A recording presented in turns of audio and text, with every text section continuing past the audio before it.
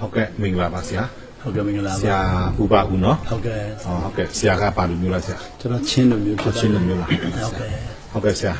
Aku leshi ka sia pamane le. ရန်ကုန်မြို့မှာနေပါတယ် ရန်ကုန်မှာပဲနော်ဆရာနော် မြောက်တကုံမှာနေ ဟုတ်ကဲ့ပါဆရာဆရာတတိယနေ့ကိုကျွန်တော်ကြားဖို့တော့ကြားပြီပေါ့နော်ဆရာ ဟုတ် နော် ကဲ့ဟုတ်ကဲ့ဆရာ ဒီပမာပြည်နဲ့ပတ်သက်ပြီးတော့ဒီကျိန်ချင်းအမင်္ဂလာ ဟုတ်ကဲ့ နေ့400ဆိုတာရှိတယ် ဟုတ်ကဲ့ဟုတ်ကဲ့ နေ့90ဆိုတာရှိတယ် ဟုတ်ကဲ့ဟုတ်ကဲ့ ဟုတ်ကဲ့ဒီအကြောင်းနဲ့ပတ်သက်ပြီးတော့ဆရာဖျားဖွင့်ပြတဲ့အရာပေါ့နော် ဟုတ်ကဲ့ ဆရာနည်းနည်းတက်တက်ခါမှာလားဆရာ ဟုတ်ကဲ့ဟုတ်ကဲ့ ဟုတ်ကဲ့ ကျေးဇူးတင်ပါတယ် ဟုတ်ကဲ့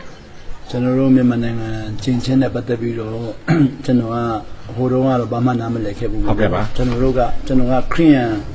မီယိုဖလာနေကိုဆင်းသက်လာတဲ့လူဆိုတော့ဘုရားဘာသာအကြောင်းကိုဒါနားမလည်ခဲ့ဘူး ဟုတ်ကဲ့ နားမလည်တဲ့ခါမှာကျွန်တော်တို့တက္ကသိုလ်တွေတက်လာတဲ့ခါမှာဘုရားဘာသာမိတ်ဆွေနဲ့အများကြီးမိတ်ဆွေဖြစ်လာတယ် ဟုတ်ကဲ့ပါ မိတ်ဆွေဖြစ်တဲ့ခါမှာသူတို့ကကျွန်တော်တို့ကိုဘုရားဘာသာအကြောင်းတွေပြောပြတယ် ဟုတ်ကဲ့ ပြောပြတဲ့ခါကျွန်တော်တို့ကစိတ်တော်ဝင်စားရတာမဲ့ဘာမှနားမလည်ဘူး ဟုတ်ကဲ့ပါ နားမလည်ဘူးကျွန်တော်ခရိယန်ဘက်ကလည်းပဲကျွန်တော်တို့ခရိယန်ပိုင်းကိုဘာမှနားမလည်ခဲ့ဘူးပေါ့ ဟုတ်ကဲ့ပါ ဘာသာရေးအနေနဲ့ပဲနေခဲ့တယ်ဒါမဲ့ကျွန်တော်စပြီးဖတ်တဲ့ဟာလေးတွေနဲ့နောက်ပြီးတော့ကြာဘူးနာဝရှိတဲ့ဟာလေးတွေနဲ့နောက်ပြီးတော့ဘုရားဘာသာတွေပြောတဲ့ဟာလေးတွေကိုအမြဲတမ်းကြားတဲ့ခါမှာကျွန်တော်ဘုရားဘာသာတွေနဲ့ပေါင်းပြီးဆိုရင်ခရိယန်အနေနဲ့ပေါင်းမှုအနေနဲ့ခက်တယ် ဟုတ်ကဲ့ပါ ခရိယန်အနေနဲ့ပေါင်းရင်ဘုရားဘာသာတွေပေါင်းမှုအနေနဲ့ခက်တယ်အဲ့လိုနဲ့ပဲနေလာခဲ့တာပေါ့နော် ဟုတ်ကဲ့ပါ ခဲ့ပြီးတော့ဘယ်လိုဖြစ်လာတယ်လဲဆိုတော့တက္ကသိုလ်တွေကပြီးတော့မြန်မာနိုင်ငံရဲ့နိုင်ငံအရေးခင်းတွေဖြစ်လာတို့ចောင်းသားကောင်းဆောင်တွေဖြစ်လာတဲ့အတွက်နိုင်ငံနဲ့ထွက်ပြေးရတာပေါ့ ဟုတ်ကဲ့ပါ ထွက်ပြေးတဲ့အခါမှာဘန်ကောက်ရောက်သွားတယ် ဟုတ်ကဲ့ အဲ့ဒီဘန်ကောက်ရောက်တဲ့အချိန်မှာတော့ကျွန်တော်တို့မြန်မာចောင်းသားတွေဒုက္ခရောက်တော့ပေါ့ ဟုတ် နော် ကဲ့ပါ ဒါဒုက္ခရောက်တော့မြန်မာចောင်းသားဒုက္ခရောက်တဲ့မှာဗုဒ္ဓဘာသာအများဆုံးဒုက္ခရောက်တယ် ဟုတ်ကဲ့ပါ ခရိယန်ကဒုက္ခမရောက်တာနဲတာပေါ့ ဟုတ်ပြီ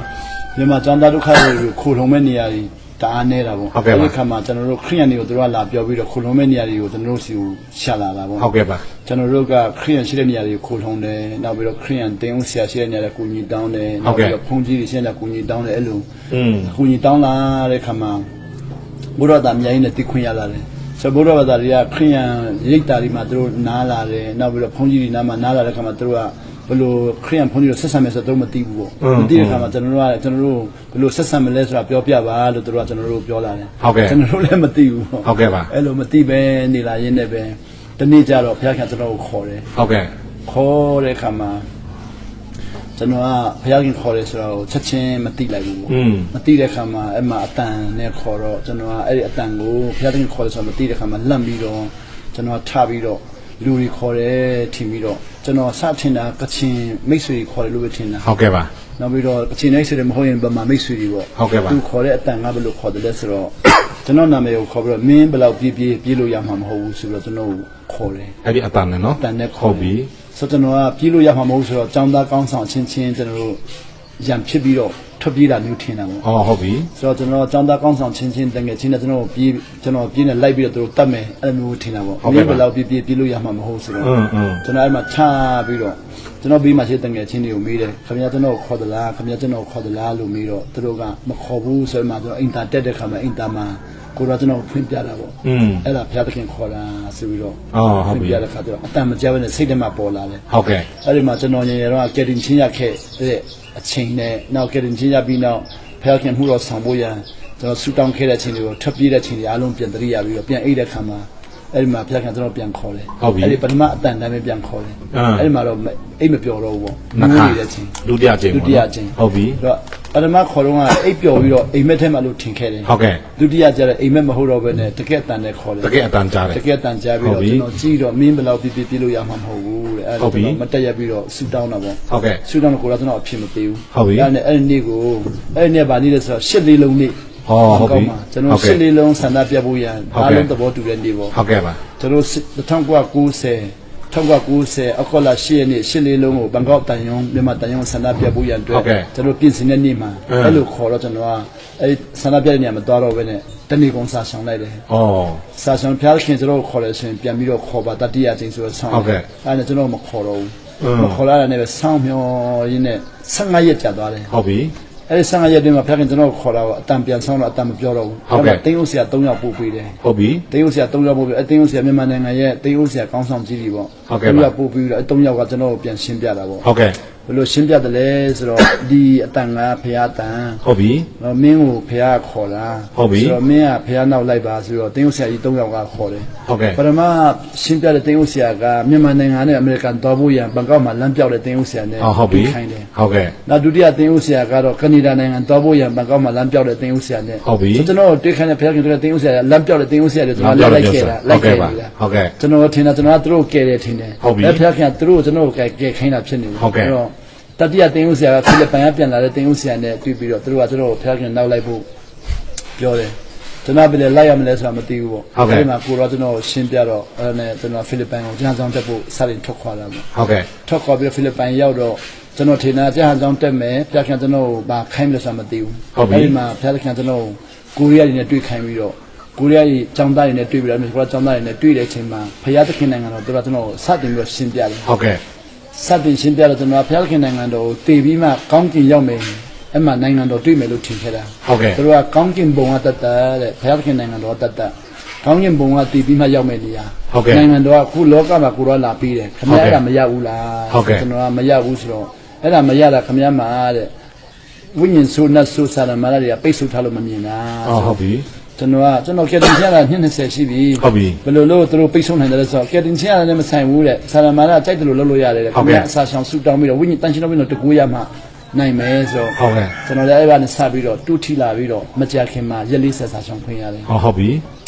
အဲ့ဒီရက်လေးဆက်စာချောင်းတဲ့ချိန်မှာပြက်ခင်မြန်မာနိုင်ငံအကြောင်းကိုအဲ့လိုရှင်းပြလာတာပေါ့ အော် ရှင်းပြလာပြီးတော့ကျွန်တော်အဲ့ဒီရှင်းပြခါစားတော့တိတ်နာမလဲဘူးတပြည့်ပြည့် ယေရှုကိုယ်တိုင်ရှင်းပြတာလား ယေရှုကိုယ်တိုင်လည်းစကားပြောတယ်ဝိညာဉ်တော်နဲ့လည်းစကားပြော ဟုတ်ပြီ နောက်ပြီးတော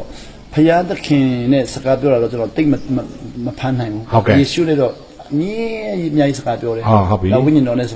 ်နဲ့စကားပြောတာအများဆုံး ဟုတ်ကဲ့ နောက်ယေရှုနဲ့ပြောတ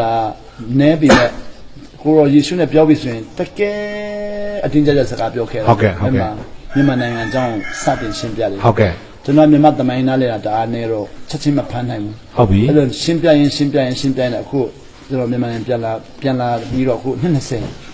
မြန်မာနိုင်ငံမှာအခု20 ဟုတ်ကဲ့ ကျွန်တော်အခုတော့ကျွန်တော်တင်ပေးတယ် ဟုတ်ကဲ့ နောက်ဖိလစ်ပိုင်မှာစာဆောင်ပြီးတော့နှစ်ဆက်တင်ပေးဆိုအားလုံးပေါင်း22နှစ်ပေါ့ ဟုတ်ကဲ့ အဲ့ဒီမှာခုနဆရာပြောတဲ့အဲ့ဒီကျင့်ချင်းအကြောင်းလဲ ဟုတ်ကဲ့ပါ 20တွင်းမှာတဖြည်းဖြည်းနဲ့သဘောပေါက်လာတယ် ဟုတ်ကဲ့ပါ ဆိုတော့ပထမသဘောပေါက်တဲ့ဟာကတော့400ကျင့်ချင်းကိုသဘောစပေါက်တယ် နှစ်400 နှစ်400ကျင့် ဟုတ်ပြီ ချင်း ပြောပါဆရာဟုတ် နော ကဲ့ က်ဒုတိယသဘောပေါက်တာနှစ်90 နှစ် ပေါ့ 90ဟုတ်ကဲ့ပါဟုတ်ပြီနှစ်400ရဲ့ပမာပြီနှစ်400ရဲ့ချိန်ချင်းအမေကလားဘယ်လိုစဖြစ်လဲဆရာ နှစ်400ကျင့်ချင်းကတော့ကျွန်တော်လည်းပထမဆုံးတက္ကသိုလ်တက်တုန်းကတငယ်ချင်းတွေနဲ့စကားပြောတော့တငယ်ချင်းတွေတို့ပြောတယ်ခင်ဗျားတို့ချင်းလူမျိုးတွေကခရိယန်ဖြစ်သွားတာအဲ့ဒါမဖြစ်နိုင်ဘူးတဲ့မြန်မာလူမျိုးဆိုရင်ဗုဒ္ဓဘာသာဖြစ်ရမယ် ဟုတ်ပြီ အဲ့ဒါကျွန်တော်ကပြောတယ်မြန်မာလူမျိုးဘုရားသာဖြစ်ရမယ်ဆိုဘုရားသာဖြစ်ရင်ငရဲရောက်မယ် ဟုတ်ပြီ ကျွန်တော်ခရစ်ယာန်ဖြစ်ရင်ကောင်းကင်ရောက်မယ်ဆို ဟုတ် တော့ ပြီ ကျွန်တော်တို့ကကိုယ်ကောင်းတာယူရမှာပေါ့ အေး ကောင်းကင်ရောက်မယ်ဆိုတာကျွန်တော်မယူလို့ပဲဖြစ်မလဲ ဟုတ်ကဲ့ လို့ပြီးတော့သူတို့ကပြောတယ်ကျွန်တော်တို့ဗုဒ္ဓကလည်းတဲ့ကောင်းကင်ရောက်တဲ့နိလန်ပြောပြတယ်တဲ့ ဟုတ်ကဲ့ အရိမရိယကြွမယ်တဲ့အရိမရိယကြွပြီးတော့မြန်မာလူမျိုးတွေဗုဒ္ဓဘာသာအားလုံးကယ်မယ်တဲ့ဆို ဟုတ်ပြီ တော့ဗုဒ္ဓဘာသာအားလုံးလည်းအရိမရိယကြွရင်တော့အကုန်လုံးရောက်မှာပဲတဲ့ ဟုတ်ပြီ ဆိုတော့ကျွန်တော်ကအဲ့ဒီသူတို့ပြောတဲ့အရိမရိယကြွရင်ကောင်းကင်ရောက်မယ်ဆိုတော့သူတို့ပြောတာကျွန်တော်ထင်တာမယုံဘူးပေါ့ အေးပေါ့ အဲ့တော့ခရစ်တော်မှလွှဲရင်ဘာမှသူမှမရှိတော့ဘူး ဟုတ်ပြီ ဆိုတော့ခရစ်တော်မှလွှဲရင်နောက်ဘာမရိယပဲဖြစ်ဖြစ်ဘာတွေပဲကျွန်တော်မြင်ရတော့ဖယား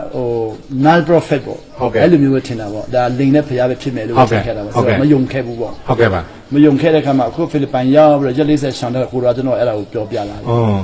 ရှင်းပြလာပြီးတော့ပထမအဆုံးမြန်မာနိုင်ငံကိုစရှင်းပြတယ် ဟုတ်ကဲ့ နောက်ပြီးတော့ပကံညောင်ဦးလည်းကိုတော့တခင်ခရစ်တော်ကိုယ်တိုင်ကျွန်တော်ခေါ်သွားပြီးတော့ပကံညောင်ဦးရဲ့အပေါ်မှာကျွန်တော်နဲ့တနာရီခွဲလောက်စကားပြောမယ် အော် အဲ့ဒီမှာကျွန်တော်မိနစ်40လောက်ပြောခိုင်းတယ် ဝိညာဉ်ထဲမှာနော် အဲ့ဒီတောင်ပေါ်မှာဆာဆောင်တဲ့ချိန်မှာဝိညာဉ် ဝိညာဉ်ကဟိုဘက်သွားနေ ပကံညောင်ဦးပေါ်ရောက်သွားတယ် ဆရာကပမာရှောင်းနေတယ် ဖိလစ်ပိုင်နိုင်ငံတောင် ဟိုဖိလစ်ပိုင်မှာဆရာရှောင်းနေတဲ့ခါမှာဆရာဝိညာဉ်ကပကံညောင်ရောက်နေတယ် ရောက်တယ်ကိုတော်နဲ့တူတူရောက်တယ်မြောက် ဟုတ်ပြီဟုတ်ပြီ ဆိုတော့ကျွန်တော်တူပဲပကံညောင်ဦးကိုကြည့်တယ်ကြည့်ပြီးတော့ကျွန်တော်မေးတော့ကျွန်တော်ကလည်းသူ့ကိုရှင်းပြတယ်မိနစ်40ကျော်လောက်ရှင်းပြတယ် ဟုတ်ကဲ့ သူကကျွန်တော်မိနစ်40ကျော်ပြန်ရှင်းပြတယ်လှည့်ကြပေါ့ကျွန်တော်သူ့ကိုရှင်းပြတယ်မြန်မာယဉ်ကျေးမှုနဲ့မြန်မာတမိုင်းနဲ့ပကံညာဥယျာဉ်တမိုင်းတိတလောက်ရှင်းပြတယ် ဟုတ်ကဲ့ သူကကျွန်တော်ဟိုးမြန်မာတမိုင်းအစထိသူကကျွန်တော်ပြောပြပြီးတော့သူတို့နှလုံးသားအထိပြောပြပြီးတော့နောက်ဆုံးမှာသူကကောင်းသောမြေဩဇာဖြစ်တယ်တဲ့ပကံညာဥ ပကံညောင်ဦးက မရှိတဲ့လူတွေမြန်မာလူမျိုးတွေဗုဒ္ဓသားတွေ ပကံညောင်ဦးမှာရှိတဲ့ပမာတွေကကောင်းသောမြေဖြစ်တယ် ကောင်းသောမြေဩဇာ ဟုတ်ပြီ တဲ့ဆို အဲ့ဒါယေရှုပြောတာလား ကိုတော်ကိုယ်တိုင်ပြောပြတယ် ဟုတ်ကဲ့ ကောင်းသောမြေဩဇာဖြစ်တယ်တဲ့ဆိုတော့ကျွန်တော်က အဲ့ဒီမှာတော့တအားခက်ခဲကြုံတယ် ဟုတ်ပြီ ကျွန်တော်ခရိယန်တဲမှာတော့မှကောင်းသောမြေဩဇာဆိုတာတင်းဥဆရာကြီးကိုထင်တာ ဟုတ်ကဲ့ သူတစ်ဖြင့်မြန်မာနိုင်ငံမှာဖျားတုံးတယ်လို့ကျွန်တော်ထင်တယ်ဆရာဦးမချစ်လိုဟာမျိုးဆရာဦးဒီမောင်ထွန်းလိုဟာမျိုးနောက်ကရင်တင်းဥဆရာကြီးတွေတကယ်တက်တာထားတဲ့လူတွေကိုကောင်းသောမြေဩဇာလို့ထင်တာ အော် သူကမဟုတ်ပကညာဥမရှိတဲ့မြန်မာလူမျိုးတွေကိုကောင်းသောမြေဩဇာ ဟုတ်ပြီ ကျွန်တော်အဲ့မှာဒုက္ခရောက်သွားပြီမရှင်းနိုင်တော့ဘူးပေါ့ ဟုတ်ကဲ့ ဒုတိယပါဆက်ပြောတယ်လဲဆိုတော့ဒီလူတွေစီကိုတဲ့လူကိုဆင်လွတ်ဖို့ရန်လူကိုရှာတာဒီနေ့အထိမတွေ့သေးဘူး ဟုတ်ကဲ့ပါ မတွေ့သေးဘူးဆိုတော့ကျွန်တော်က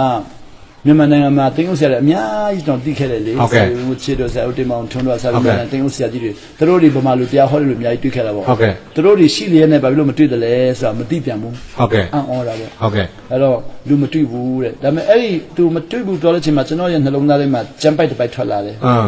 ဇီဂျီလာခိုင်း22အငယ်30 ဟုတ်ကဲ့ အဲ့ဒီမှာကိုရောဘာပြောဆိုယေရုရှလင်မှာတဲ့ဟိုဣသရေလနိုင်ငံပေါ့ဣသရေလလူမျိုးနဲ့ယူဒလူမျိုးတွေပေါ့ကျမ်းမှာတတိုင်းရှိတယ်တဲ့ ဟုတ်ကဲ့ အဲ့တိုင်းကိုဖြိုပြီးတော့တရားခင်းမဲ့လို့သူရှာတာမတွေ့ဘူး အော် အဲ့ဒီကျမ်းပိုက်ကို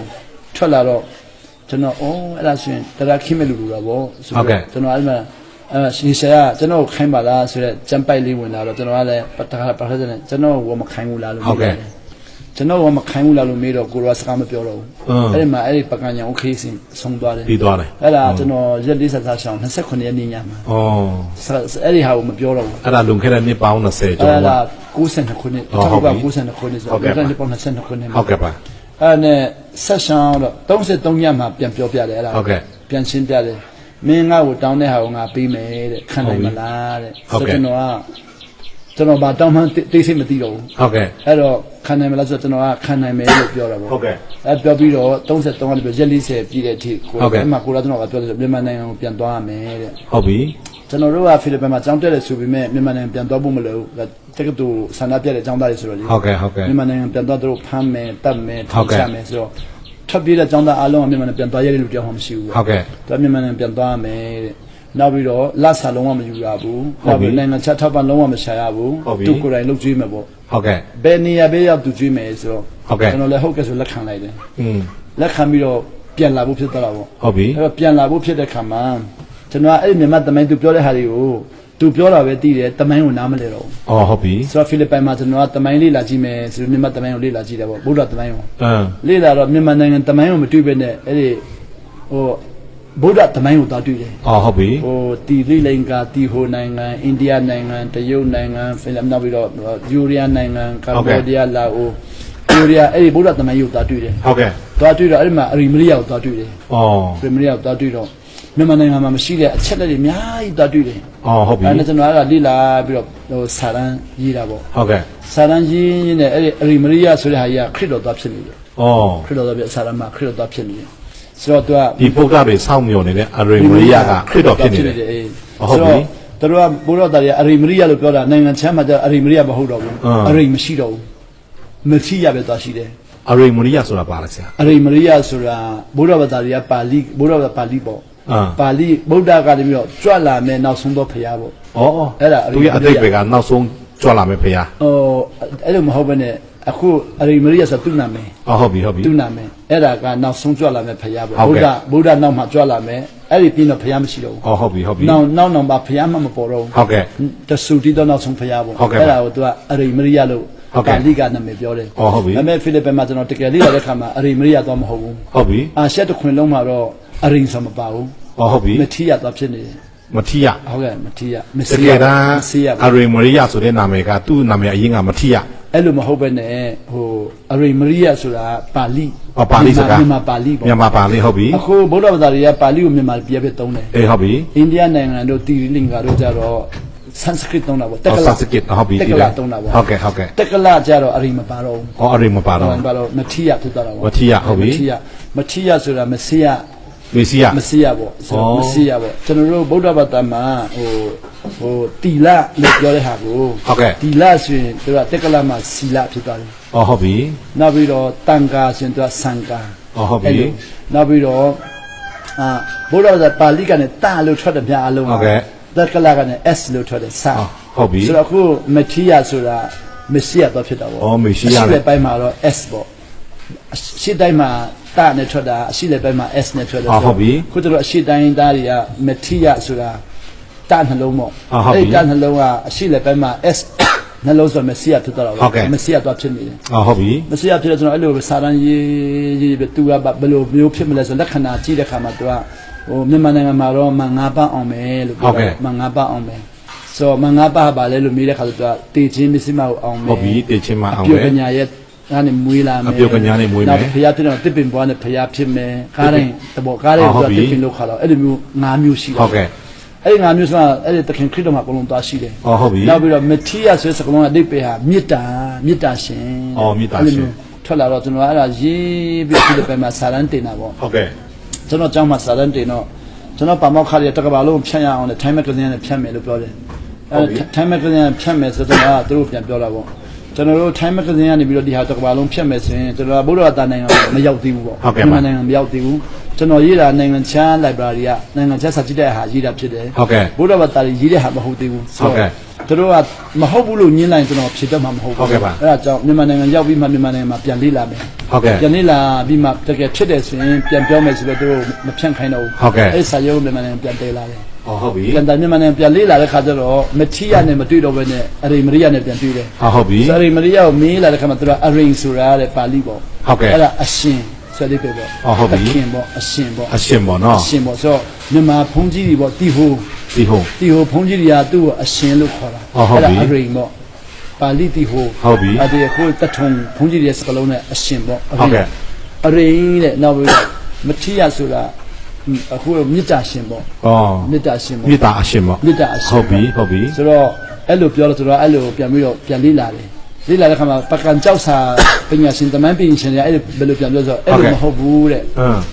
အရင်ဆိုတာအရှင်မဟုတ်ဘူးတဲ့ရန်သူကိုချစ်တော်သူအဲ့လိုဖြစ်တယ် ဟုတ်ပြီ မြန်မာလူမျိုးတွေအဲ့လိုလေဘာသာပြန်ဆိုပြီးတော့ပြောပြပြီးတော့ ဟုတ်ကဲ့ အရင်မတိရောက်ပြန်လေ့လာတဲ့ခါမှာအရင်ဆိုတာအရှင်တော့မဟုတ်ရန်သူကိုချစ်တော်သူတဲ့တို့ပြန် ဟုတ်ပြီ မထီရတဲ့ခုန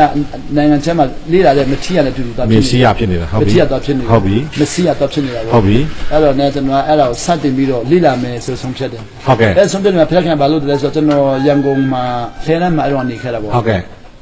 ဆယ်လမ်းမှာနေပြီးတော့ရန်ကုန်တက္ကသိုလ်မှာနေပြီးတော့တက္ကသိုလ်ကျောင်းသားတွေကိုကျွန်တော်အဲ့ဒါကိုပြောပြမယ် ဟုတ်ကဲ့ တက္ကသိုလ်ကျောင်းသားတွေကိုပြောပြပြီးတော့တက္ကသိုလ်ကျောင်းသားတွေနဲ့သူတို့ရောက်တဲ့နေရာတိုင်းကိုပြန်ပြောပြမယ်ပြန်ပြောပြပြီးတော့အဲ့ဒီအရိမရိယတခင်ခရစ်တော်ဖြစ်ကြောင်းတို့ပြန်ပြောပြမယ်အဲ့လိုထင်တာ ဟုတ်ကဲ့ အဲ့လိုပြင်ဆင်ထားတယ်ဒါပေမဲ့ဘုရားခင်ကျွန်တော်အဲ့ဒီလဲရမှမထားဘဲနဲ့မြောက်တော့ကုံ46ကိုပို့လိုက်တာပေါ့ ဟုတ်ကဲ့ 46ကျွန်တော်ရောက်တော့46ရောက်တော့46မှာကျွန်တော်ကဘာဖြစ်လို့ရောက်တယ်ဆိုတော့ကိုယ်ကိုမသိတော့ဘူး ဟုတ်ကဲ့ ဆိုကျွန်တော်ထင်တာ46မြောက်တော့ကုံမှာ6လအိမ်ငှားပြီးတော့လဲရမှပြန်ပြောင်းမယ်ဆိုပြီးတော့ခဏသွားငှားတာ ဟုတ်ကဲ့ အဲ့ကျွန်တော်တောင်းထားတဲ့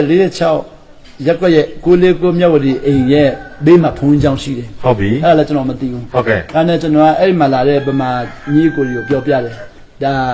ါကျွန်တော်ကခရိယာမဟုတ်ဘူးကျွန်တော်အနောက်တိုင်းဘာသာမဟုတ်ဘူးဒီဟာကအရိမရိယကျွန်တော်အရိမရိယတွေတွေ့တယ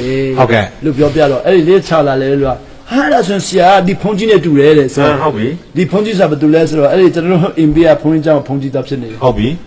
ဒီဖုန်ကြီးနဲ့ဆရာလည်းတူသွားပြီတဲ့ဟာဘယ်လိုတူတယ်လဲလို့ဆရာပြောတဲ့မြတ်အလောကဒီဖုန်ကြီးကပြောတယ်တဲ့ဆိုတော့ဒီဖုန်ကြီးကဘာဖြစ်လဲဆိုတော့ဒီဖုန်ကြီးကကိုကျွန်တော်တို့ရောက်တဲ့လေးကိုလေးကိုမြောက်ဒီဘေးကဖုန်ကြီးကျောင်းကဖုန်ကြီးကသူကအရိမရိယကိုသူကအမြဲတမ်းစောင့်မျှော်တယ် ဟုတ်ပြီ စောင့်မျှော်ရင်းစောင့်သူအရိမရိယကြွမယ်ဆိုတော့စောင့်မျှော်ရင်းစောင့်မျှော်နဲ့သူကအသက်ကြီးသွားပြီးတော့ရိမရိယမကြွတော့ဘူး ဟုတ်ပြီ အဲ့တော့တေခါနီးရောက်တော့သူကဘာပြောတယ်လဲဆိုတော့အရိမရိယကိုသူကဆူတောင်းတယ်အရိမရိယကြွမယ်လို့ကိုရောပြောပြီးတော့အခုထိမကြွပါလားကျွန်တော်အခုကိုရောစောင့်နေတာအခုတည်တော့မယ် ဟုတ်ကဲ့ ကိုရောဖုံးမြောက်ခြင်းနဲ့ကြွပါလားလို့သွားမိတယ်ဒါပေမဲ့အိမ်မက်ထဲမှာရိမရိယသူ့ကိုပြလိုက်တယ် ဟုတ်ပြီ အတွေ့ခံတာပေါ့ ဟုတ်ကဲ့ အတွေ့ခါတော့အဲ့ဖုံးပြတွေ့ခါတော့ဖုံးရခမရဘာတူလဲလို့ပြီးတော့ခမရစောင့်မျှော်နေတဲ့အရိမရိယလို့ပြောတယ်ကိုတော့ဘာဖြစ်လို့မကြွတယ်လဲလို့သူ့ကိုမိတော့ငါကြွလာတာကြာလာပြီလို့ကိုတော့ကြွတယ်ဆိုတော့ကျွန်တော်မြန်မာနိုင်ငံဖုံးကြီးဘယ်သူမှမပြောဘူးကိုတော့ကြွတာဘယ်သူမှမသိဘူးဘယ်မှာကြွတယ်ဆိုတော့လွန်ခဲ့တဲ့နှစ်2000မှာဟိုးအရှိလေပိုင်းမှာကြွပြီ ဟုတ်ပြီ ဆိုတော့လွန်ခဲ့တဲ့နှစ်2000မှာအရှိလေပိုင်းမှာကြွတယ်ဆိုတော့ဖုံးကြီးပြောကိုတော့တစ်ပင်ပေါ်မှာဇန်ရမယ်ဆိုတော့အဲ့အရှိလေပိုင်းမှာတစ်ပင်ပေါ်မှာ ဟုတ်ကဲ့ ကြွသွားပြီဆိုတော့အဲ့ဖုန်းကြီးအမေအဲ့လိုရှင်ကျွန်တော်မြန်မာလူမျိုးတွေမဖုံးမြော်တော့ဘူးလားလို့မေးတော့ကိုကဖုံးမြော်ခြင်းတလားလို့မေးတယ်အဲ့ဒီဖုန်းကြီးဖုံးမြော်ခြင်းတယ်ဆိုရင်အဲ့ဒီဆိုရင်ငါမင်းဖုန်းကြီးကြောင့်မင်းစီကိုလာကြွလာမယ်အဲ့ဒီဖုန်းကြီးကြောင့်ကိုကြွမယ် ဟုတ်ကဲ့ ကြွလာမယ်ဆိုတော့ကိုတော့ဘယ်တော့ကြွလာမလဲဆိုတော့ငါကြွလာမယ်တဲ့ဆိုတော့ကိုတော့ကြွလာတာဘယ်လိုလုပ်ကျွန်တော်သိမလဲလို့မေးတော့ ngà cho là yên đấy mình phong trong bắt bắt lệ alo ha ngà u phun nhau đó tụi nhà bị sản đó bị đó ngà u phun nhau đó là chết biển mà chết xì cam luôn ấy mà cho nên là ấy bị giàu to đấy giàu to đấy cho nên nóပြောlà ta đại sản đó cho nên là cú sản đi xem Malaysiaนี่มาไอ้พงจังน่าရောက်သွားတယ်ဟုတ်ကဲ့ပါအခုကအဲ့ဒီဖုန်ကြောင်ရက်ကွက်အလုံးခရီးရက်ကွက်ဖြစ်သွားပြီဟုတ်ပြီအဲ့တော့မဟုတ်သေးဘူးပေါ့ကျွန်တော်ကတော့မဟုတ်သေးဘူးဆိုတော့ဒီဖုန်ကြီးပြောတဲ့ဟာနဲ့ကျွန်တော်ပြောတဲ့တိုက်ဆိုင်လာတဲ့ခါမှာကျွန်တော်ဆက်ပြောတော့2000တိလည်းရောက်ရုပ်ရှင်ရုံမှာကျွန်တော်ပြောဖြစ်သွားပြီဟုတ်ပြီဆိုတော့မြောက်တော့ကုံရုပ်ရှင်ရုံမှာအခုနာကက်တင်စင်မစီယာလူတမတ်သက်မှာအမေရိကန်အကြောင်းဟောတယ်အဲ့လိုဟောရင်းနဲ့ဘုရားဆက်တော်ဗာပြတာဆိုတော့အခုနှစ်ချိန်ချင်းနှစ်လေးရောက်ကျွန်တော်ရှင်းပြဟုတ်ပြီဆရာဟုတ်ကဲ့ဆိုတော့ချိန်ချင်းနှစ်လေးဖြစ်လာတဲ့အကြောင်းကျွန်တော်မသိဘူးကျွန်တော်တို့တရားဟောရင်တရားမှမပြောင်းလဲဘူးတရားဟောရင်တရားမှမပြောင်းလဲဘူးတရားဟောရင်တရားမှမပြောင်းလဲတဲ့ခါကျတော့95ကနေပြီးတော့98တိကျွန်တော်ဟောတာတရားမှမပြောင်းလဲဘူး95နဲ့98 3နှစ်လုံးပြောင်းဟောတရားမှမပြောင်းလဲဟုတ်ပြီပမာထဲမှာနော်ပမာထဲမှာဆိုတော့တအားခက်တာပေါ့ကျွန်တော်ကကိုတော့ပြောပြတာပေါ့အဲ့မှာအယက်သမားတရားပဲပြောင်းလဲတယ်ဆိုတော့အယက်သမားတရားပဲပြောင်းလဲတော့အဲ့အယက်သမားတရားကို95နဲ့98တိကျွန်တော်ကြည့်ရှုတယ်နောက်ဆုံးကျကျွန်တော်တအားစိတ်တက်ကြသွားတာပေါ့စိတ်တက်ကြတော့ကိုတော့ပြောပြကိုတော့ကျွန်တော်ဒီအရက်တောက်တဲ့လူတယောက်ကိုခုပြောင်းလဲတာကျွန်တော်ကြည့်ရှုတယ်3နှစ်ကြည့်ရှုတယ်အားမောသွားပြီပေါ့ဟုတ်ကဲ့ဆိုမြန်မာဗုဒ္ဓဘာသာတွေမြောက်များဆိုတာကြည့်ရှုဖို့ကျွန်တော်ပြင်ဆင်ထားတယ်ဟုတ်ကဲ့နောက်ပြီးတော့ဗုဒ္ဓဘာသာတွေကိုပြောင်းလဲခိုင်းမှုကျွန်တော်ပြင်ဆင်ထားတယ်တရားဟောဖို့ပြင်ဆင်အခုတရားဟောလို့မရဘူးအဲ့ဒီရက်သမားကျွန်တော်အိမ်မှာပဲထိန်းထားတာပေါ့ပြင်သွားလို့လည်းမရဘူးဟောတဲ့လူလည်းမခံဘူးဆိုတော့ဒီလိုဖယ်ပေးပါလားကျွန်တော်အပြင်ထွက်ပြီးဟောချင်တယ်ကိုတော့ပြောကိုတော့ပြောဆိုကျွန်တော်ဒီလူတဲ့နော်မင်းဘာဖြစ်လို့တင်ပေးတာလဲတဲ့ကျွန်တော်ကျွန်တော်ပြောကိုတော့ကျွန်တော်မတင်ပေးရင်ကျွန်တော်ကျန်းဟန်တက်တဲ့အရာတွေအားလုံးနဲ့ကျန်းစာတင်တဲ့အရာတွေအားလုံးဟာသူ့ကိုမတင်ပေးရင်သူဘယ်လိုလုပ်ဆရာဖြစ်နိုင်မလဲဟုတ်ကဲ့သူ့ကိုကျွန်တော်ဆရာဖြစ်စေချင်လို့တင်ပေးနေတာဆိုတော့ကိုတော့ဘာပြောလဲသူမင်းကသူ့ကိုတင်ပေးဖို့ငါစီလွတ်တာမဟုတ်ဘူးတဲ့မင်းကိုတင်ပေးဖို့သူ့ကိုစီလွတ်တာဆိုတော့အဲ့ဒါရတမကျွန်တော်တင်ပေးရမှာသင်္ကန်းစာပေးရမှာဟုတ်ပြီကျွန်တော်ပြောကိုတော့သူကျန်းဟန်ကြောင်းလည်းမတက်ဘူးအင်္ဂလိပ်စာလည်းမတက်ဘူးဘာမှနားမလဲခရီးကြောင်းလည်းမတက်တော့ကျွန်တော်ဘာတင်ပေးမလဲလို့ပြောကိုတော့သူကလည်းမင်းကိုလည်းခွန်းလွတ်နေတင်ပေးမယ်မေတ္တာတင်ပေးမယ်နှိမ့်ချက်ချင်းတင်ပေးမယ်ဟုတ်ကဲ့အဲ့တုံးခုမင်းမအောင်မချင်းဘုရားတရားမှမင်းကိုမပေးဘူးတဲ့ဆိုတော့ယေရှုကဒီလိုပြောတာကျွန်တော်ပြောတယ်ဟုတ်ပြီလက်ရှိတော့ဝင်တော့ပေါ့ဟုတ်ကဲ့အဲ့ဒါကျွန်တော်အဲ့ဒီနေရာဆက်ပြီးတော့တဘောဆက်ပေါ်နေကြအဲ့လိုသူပြန်ခွန်းလွတ်အသက်တာနဲ့နှိမ့်ချက်သက်တာနဲ့မေတ္တာသူ့ကိုပေးတဲ့အသက်တာကိုပြန်တက်တာပေါ့ဟုတ်ကဲ့98ကနေပြီးတော့2004ထိပြန်တက်တယ်ဟုတ်ပြီဆိုတော့သူနဲ့တွေ့တာအလုံးပေါင်း10နှစ်ပေါ့10နှစ်ဟုတ်ပြီ2004ရောက်လာတဲ့ခါမှာတော့အခုနအရင်မရိယအကြောင်းသိခွင့်ရလာတယ်ဆိုတော့ဗမာတွေမပြောင်းလို့ပြောတဲ့ခါမှာကိုတော့ဘာပြောဆိုတော့မပြောင်းလဲဘူးတဲ့ဘာဖြစ်လို့လဲဆိုတော့ကျင့်ချင်းလေးရမကုန်သေးဘူးတဲ့ကျင့်ချင်းလေးရကုန်တဲ့နေ့ပြောင်းလဲမယ်အဲ့မှာမင်းတော့ကျွန်တော်ပေါ့ဝိညာဉ်ဖခင်ဖြစ်လာမှာပေါ့ဆိုတော့လူတွေမြောက်များဆိုကောင်းဆောင်ဖြစ်ခိုင်းမှာပေါ့ဟုတ်ကဲ့ဆိုတော့အခုမင်းလောက်ရမှာကားတဲ့အလုတ်လုတ်ဖို့မဟုတ်တရားဟောဖို့မဟုတ်တက်ခံဖို့မဟုတ်တက်တာမှာခွင့်လွှတ်ခြင်းနဲ့နှင်းချခြင်းနဲ့အဲ့ဒီမြစ်တာကိုမင်းကတင်ပေးခြင်းနဲ့ဆိုတော့ဒီလူစီမှာတင်မှာဆိုတော့10နှစ်တင်တာပေါ့10နှစ်က2004မှာသူဆုံးသွားတယ်အဲ့ဒီကျွန်တော်လူဆုံးသွားတယ်10နှစ်လည်းပြည့်လို့သူဆုံးသွား10နှစ်ပြည့်တယ်လည်းဆုံးသွားတယ်ပေါ့ကျွန်တော်က3နှစ်ကတော့ကျွန်တော်သူ့တင်ပေးခဲ့တာပေါ့အေးပေါ့ဆိုတော့9နှစ်ကတော်ပြန်တင်ပေးတာဆိုတော့9နှစ်အတွင်းမှာကျွန်တော်အဲ့ဒီမြစ်တာနဲ့ခွင့်လွှတ်ခြင်းနဲ့နှင်းချခြင်းတင်တယ်အဲ့တင်တန်းတက်တဲ့နေ့ကစပြီးတော့နှင်းချခြင်းတင်တန်းလက်တက်ရောဘုရားသားတွေခွင့်လွှတ်ရောခုနအဲ့ဒီအရိမရိယဟိုလက်တင်ရောခုနှစ်400ချင်းချင်းစပြီးတော့တရင်ကြားလာတယ်တရင်ကြားလာတော့ကိုတော့ပြောတယ်သူတို့လွတ်တဲ့ချိန်ရောက်မယ်ဆိုတော့ကျွန်တော်မှပြန်လေ့လာတော့အနောက်ဖက်လုံမင်းကနေပြီးတော့နတ်ရှင်တောင်ကွတ်မြက်တဲ့တရင်ကကြားလာတာပေါ့ဆိုတော့ကျွန်တော်လှုပ်တဲ့စာတန်းနဲ့တဖြည်းဖြည်းနဲ့ဒီလိုချိတ်ဆက်လာတာဟုတ်ပြီဆိုတော့အဲ့ဒီဖုန်ကြီးကလည်းအရိမရိယကိုတွေးချင်တယ်ဆိုတော့အရိမရိယကလည်းဖုန်ကြီးကိုတွေးမယ်လို့ကတိပေးတယ်ကျွန်တော်ကိုလည်းဆေလွတ်တယ်နောက်လူတွေအားလုံးကလည်းဆေလွတ်ကြတယ်ဆိုတော့ကျွန်တော်ကအင်္ဂလိပ်တရားဟောတဲ့ခါမှာဘာသုံးမလဲဆိုတော့မသိဘူးဟုတ်ကဲ့ဒါဝိပြောရင်လည်းသူကမကြိုက်ဘူးဒါဝိနိုင်ငံခြားဘရင်မြန်မာဘရင်ရှိတယ်ကျဆုကအကြောင်းပြောပါဘရင်တောင်အကြောင်းပြောပါဟိုအနော်ထာအကြောင်းပြောပါလို့ပြောတယ်နောက်ပြီးတော့ကက်တင်ချင်းဆိုတဲ့သူကလည်းနားမလဲမချစ်ပဲနဲ့ကက်တင်ချင်းပြန်မရနိုင်ဘူးအဲ့လိုမျိုးဖြစ်တဲ့ခါကျတော့အဲ့ဒီမှာအဲ့ဒီခုနပြောတဲ့နောက်ဖက်လုံမင်းကနေပြီးတော့နတ်ရှင်တောင်ကွက်မြက်တယ်ဆိုတဲ့တင်ကြလိုက်ရတယ်ဆိုတော့စလေးလာတဲ့ခါမှာအဲ့မှာအများကြီးဟိုတော့ကျွန်တော်တင်ပေးတယ်နတ်ရှင်တောင်ပြောင်းလဲတာကျွန်တော်တို့မြန်မာလူမျိုးတွေခုတရားဟောရင်လေဘယ်လိုဟောတယ်လဲဆိုတော့မြန်မာနိုင်ငံမှာတဲ့မာဒူရာမရှိသေးဘူးခရစ်တော်တဲ့တေခံတယ်လို့မရှိဘူးမြန်မာနိုင်ငံမှာဟိုမာဒူရာမရှိဘူးမင်းမျိုးတွေမပြောင်းလဲဘယ်တော့မှမပြောင်းလဲမှာမဟုတ်မာဒူရာရှင်းပြန်ပြောင်းလဲဆိုစကလုံးနဲ့အများကြီးသုံးလာခဲ့တာပေါ့ဒါကိုတော့ကျွန်တော်ရှင်းပြတယ်ပထမဆုံးမြန်မာနိုင်ငံပြောင်းလဲတာဘရင်တောင် နတ်ရှင်တော်ဘယင်မဲတဲ့ဘယင်ပြောင်းလဲတယ် ဟုတ်ပြီ ပထမဆုံးမာဒူရလည်းနတ်ရှင်တော်ပဲ ဟုတ်ပြီ ပထမဆုံးမင်းမျိုးနဲ့မှလည်းပြောင်းလဲတယ်ဆိုတော့ ဟုတ်ကဲ့ ကျွန်တော်ကအဲ့ဒီကဆက်ပြီးတော့လိလာတာပေါ့ ဟုတ်ကဲ့ လိလာတဲ့ခါမှာဗာတွေ့တယ်လဲဆိုတော့နတ်ရှင်တော်ဟာတောင်ကိုဘယင်ပေါ့ ဟုတ်ပြီ တောင်ကိုဘယင်ဘဝကနေပြီးတော့ဘီဒီဘရစ်တူလို့ခေါ်တဲ့ငစင်ကနေပြီးတော့သူ့ကိုဟိုပြောင်းလဲခိုင်းတယ်ခေါ်မှာပေါ့နော်ပြောင်းလဲခိုင်းတော့တောင်ကနေသူကတန်လင်းကိုရောက်သွားတယ် ဟုတ်ပြီ ဆိုတန်လင်းမှာဒီဘရစ်တူနဲ့နေတယ် ဟုတ်ကဲ့ ဆိုသူပြောင်းလဲတာ1608မှာပြောင်းလဲတယ် ဟုတ်ကဲ့ ဒီဘရစ်တူစီမှာရောက်သွားတာ4နှစ်တောင်သွားနေတယ်ဆိုတော့1612နှစ်ထိပေါ့ ဟုတ်ကဲ့ အဲ့ဒီမှာဒီနေ့ကျွန်တော်မပြောတဲ့ဟာတော့ဓာတုကလျာပိုင်းကိုမပြောတော့ဘူးနော်ဒါလည်းထားခဲ့လိုက်ပါဓာတုကလျာလည်းရှိတဲ့အတွက် ဟုတ်ကဲ့ ဆိုတော့အဲ့မှာသွားနေတဲ့ခါမှာမြန်မာဘုရားဘာသာတွေကဘယ်လိုပြောလဲဆိုတော့နတ်ရှင်တော်ဟာတဲ့တောင်ကိုဘယင်ဖြစ်ပါလျက်နဲ့တန်လင်းမှာရှိတဲ့ဒီဘရစ်တူစီငစင်ကာစီပြောင်းသွားတာဟာတဲ့သူကစီရဆွမ်းရကြသွားလို့တဲ့တိုက်ခိုက်ဆွမ်းရကြလို့ရှုံးတာလို့သူပြောတယ် အော်ဟုတ်ပြီ ဒါဘာဖြစ်လို့ရှုံးတယ်လဲဆိုရင်သမန်ပညာရှင်တွေကသူ့စနေဓာတုကလျာတည်လို့စိတ်တက်ကြပြီးတော့ရှုံးတာတဲ့ အော်ဟုတ်ပြီ အဲ့ဒါသူတို့ရဲ့သမန်ထုတ်ဖော်ချက်ပေါ့ ဟုတ်ကဲ့ ကျွန်တော်တန်ရှင်းတော်ဝင်လို့ဖော်ပြတာကတော့အဲ့လိုမဟုတ်ဘူး တမိုင်းအရာကခုနဟိုလိုရေးထားတယ် တမန်ရတော့ ဟုတ်ပြီ နတ်ရှင်တော်ဟာသူ့ရဲ့အချစ်ဆုံးသောဇနီးဓာတုကလျာဆုံးသွားတော့ စိတ်တက်ကြတယ် တယ် ဟုတ်ပြီ စိတ်တက်ကြတော့အင်မတန်မြန်မာနိုင်ငံမှာတိုက်ခိုက်ရဲ့ကျွမ်းကျင်ဆုံးစာရေးဆရာအတော်ဆုံးဇတုပညာရှင်ရဲရင်ဆုံးပုဂ္ဂိုလ်မြန်မာကောင်းဆောင်တယောက်ကစိတ်တက်ကြတော့ငစင်ကသူ့ကိုတိုက်ပြီးတော့နိုင်သွားတာပေါ့နိုင်ပြီးတိမ့်ပိုက်ပြီးတော့တန်နှင်းကိုခေါ်သွားတာပေါ့ တမိုင်းကတကယ်တမိုင်းကတည်းကရေးထားတယ် မြန်မာတမန်ကအဲ့လိုပဲ ဟုတ်ပြီဟုတ်ပြီ အဲ့တော့အနောက်ဘက်လုံမင်းကမင်းနေပြီးတော့အဲ့ဒီပြီးတော့တောင်ကိုဘရင်ကြက်သွားတယ်ဆိုတော့ပြန်ကယ်ဖို့အတွက်သွားခဲ့တာတန်နှင်းကိုစစ်ချပြီးတော့သွားခဲ့မှာ ဟုတ်ကဲ့ အဲ့ဒါမြန်မာတမိုင်းပေါ့ ဟုတ်ကဲ့ ဒါပေမဲ့ဝိညာဉ်တော်ကျွန်တော်ဖော်ပြတာလည်းလို့မဟုတ်ဘူးနတ်ရှင်တော်နဲ့ဓာတုကလျာကအရိမရိယကိုစောင့်မျှော်တယ်အခုနဖုန်ကြီးလို့ပေါ့ ဟုတ်ကဲ့ ကျွန်တော်နဲ့ခုမြောက်တော့ကောင်မှတွေ့တဲ့ဖုန်ကြီးလို့ပေါ့ ဟုတ်ကဲ့ အရိမရိယကိုစောင့်မျှော်တယ်အရိမရိယကိုစောင့်မျှော်ပြီးတော့နတ်ရှင်တော်ကလည်းအရိမရိယကိုကဗျာဆက်တယ်ဓာတုကလျာလည်းကဗျာဆက်အရိမရိယကြွပါတဲ့နတ်ရှင်တော်ပါဆိုမြန်မာနိုင်ငံမှာစစ်တာများတယ် ဟုတ်ပြီ တိုက်ပွဲတအားများတယ် ဟုတ်ကဲ့ ငိမ့်ချမ်းရင်မရှိဘူး ဟုတ်ကဲ့ အရိမရိယကြွရင်ငိမ့်ချမ်းမယ်လို့သူတို့ဟောထားတာဟုတ် ဟုတ်ကဲ့ ဆိုတော့နတ်ရှင်တော်အရိမရိယကြွပါတဲ့သူတို့ငိမ့်ချမ်းလို့ချင်တာပေါ့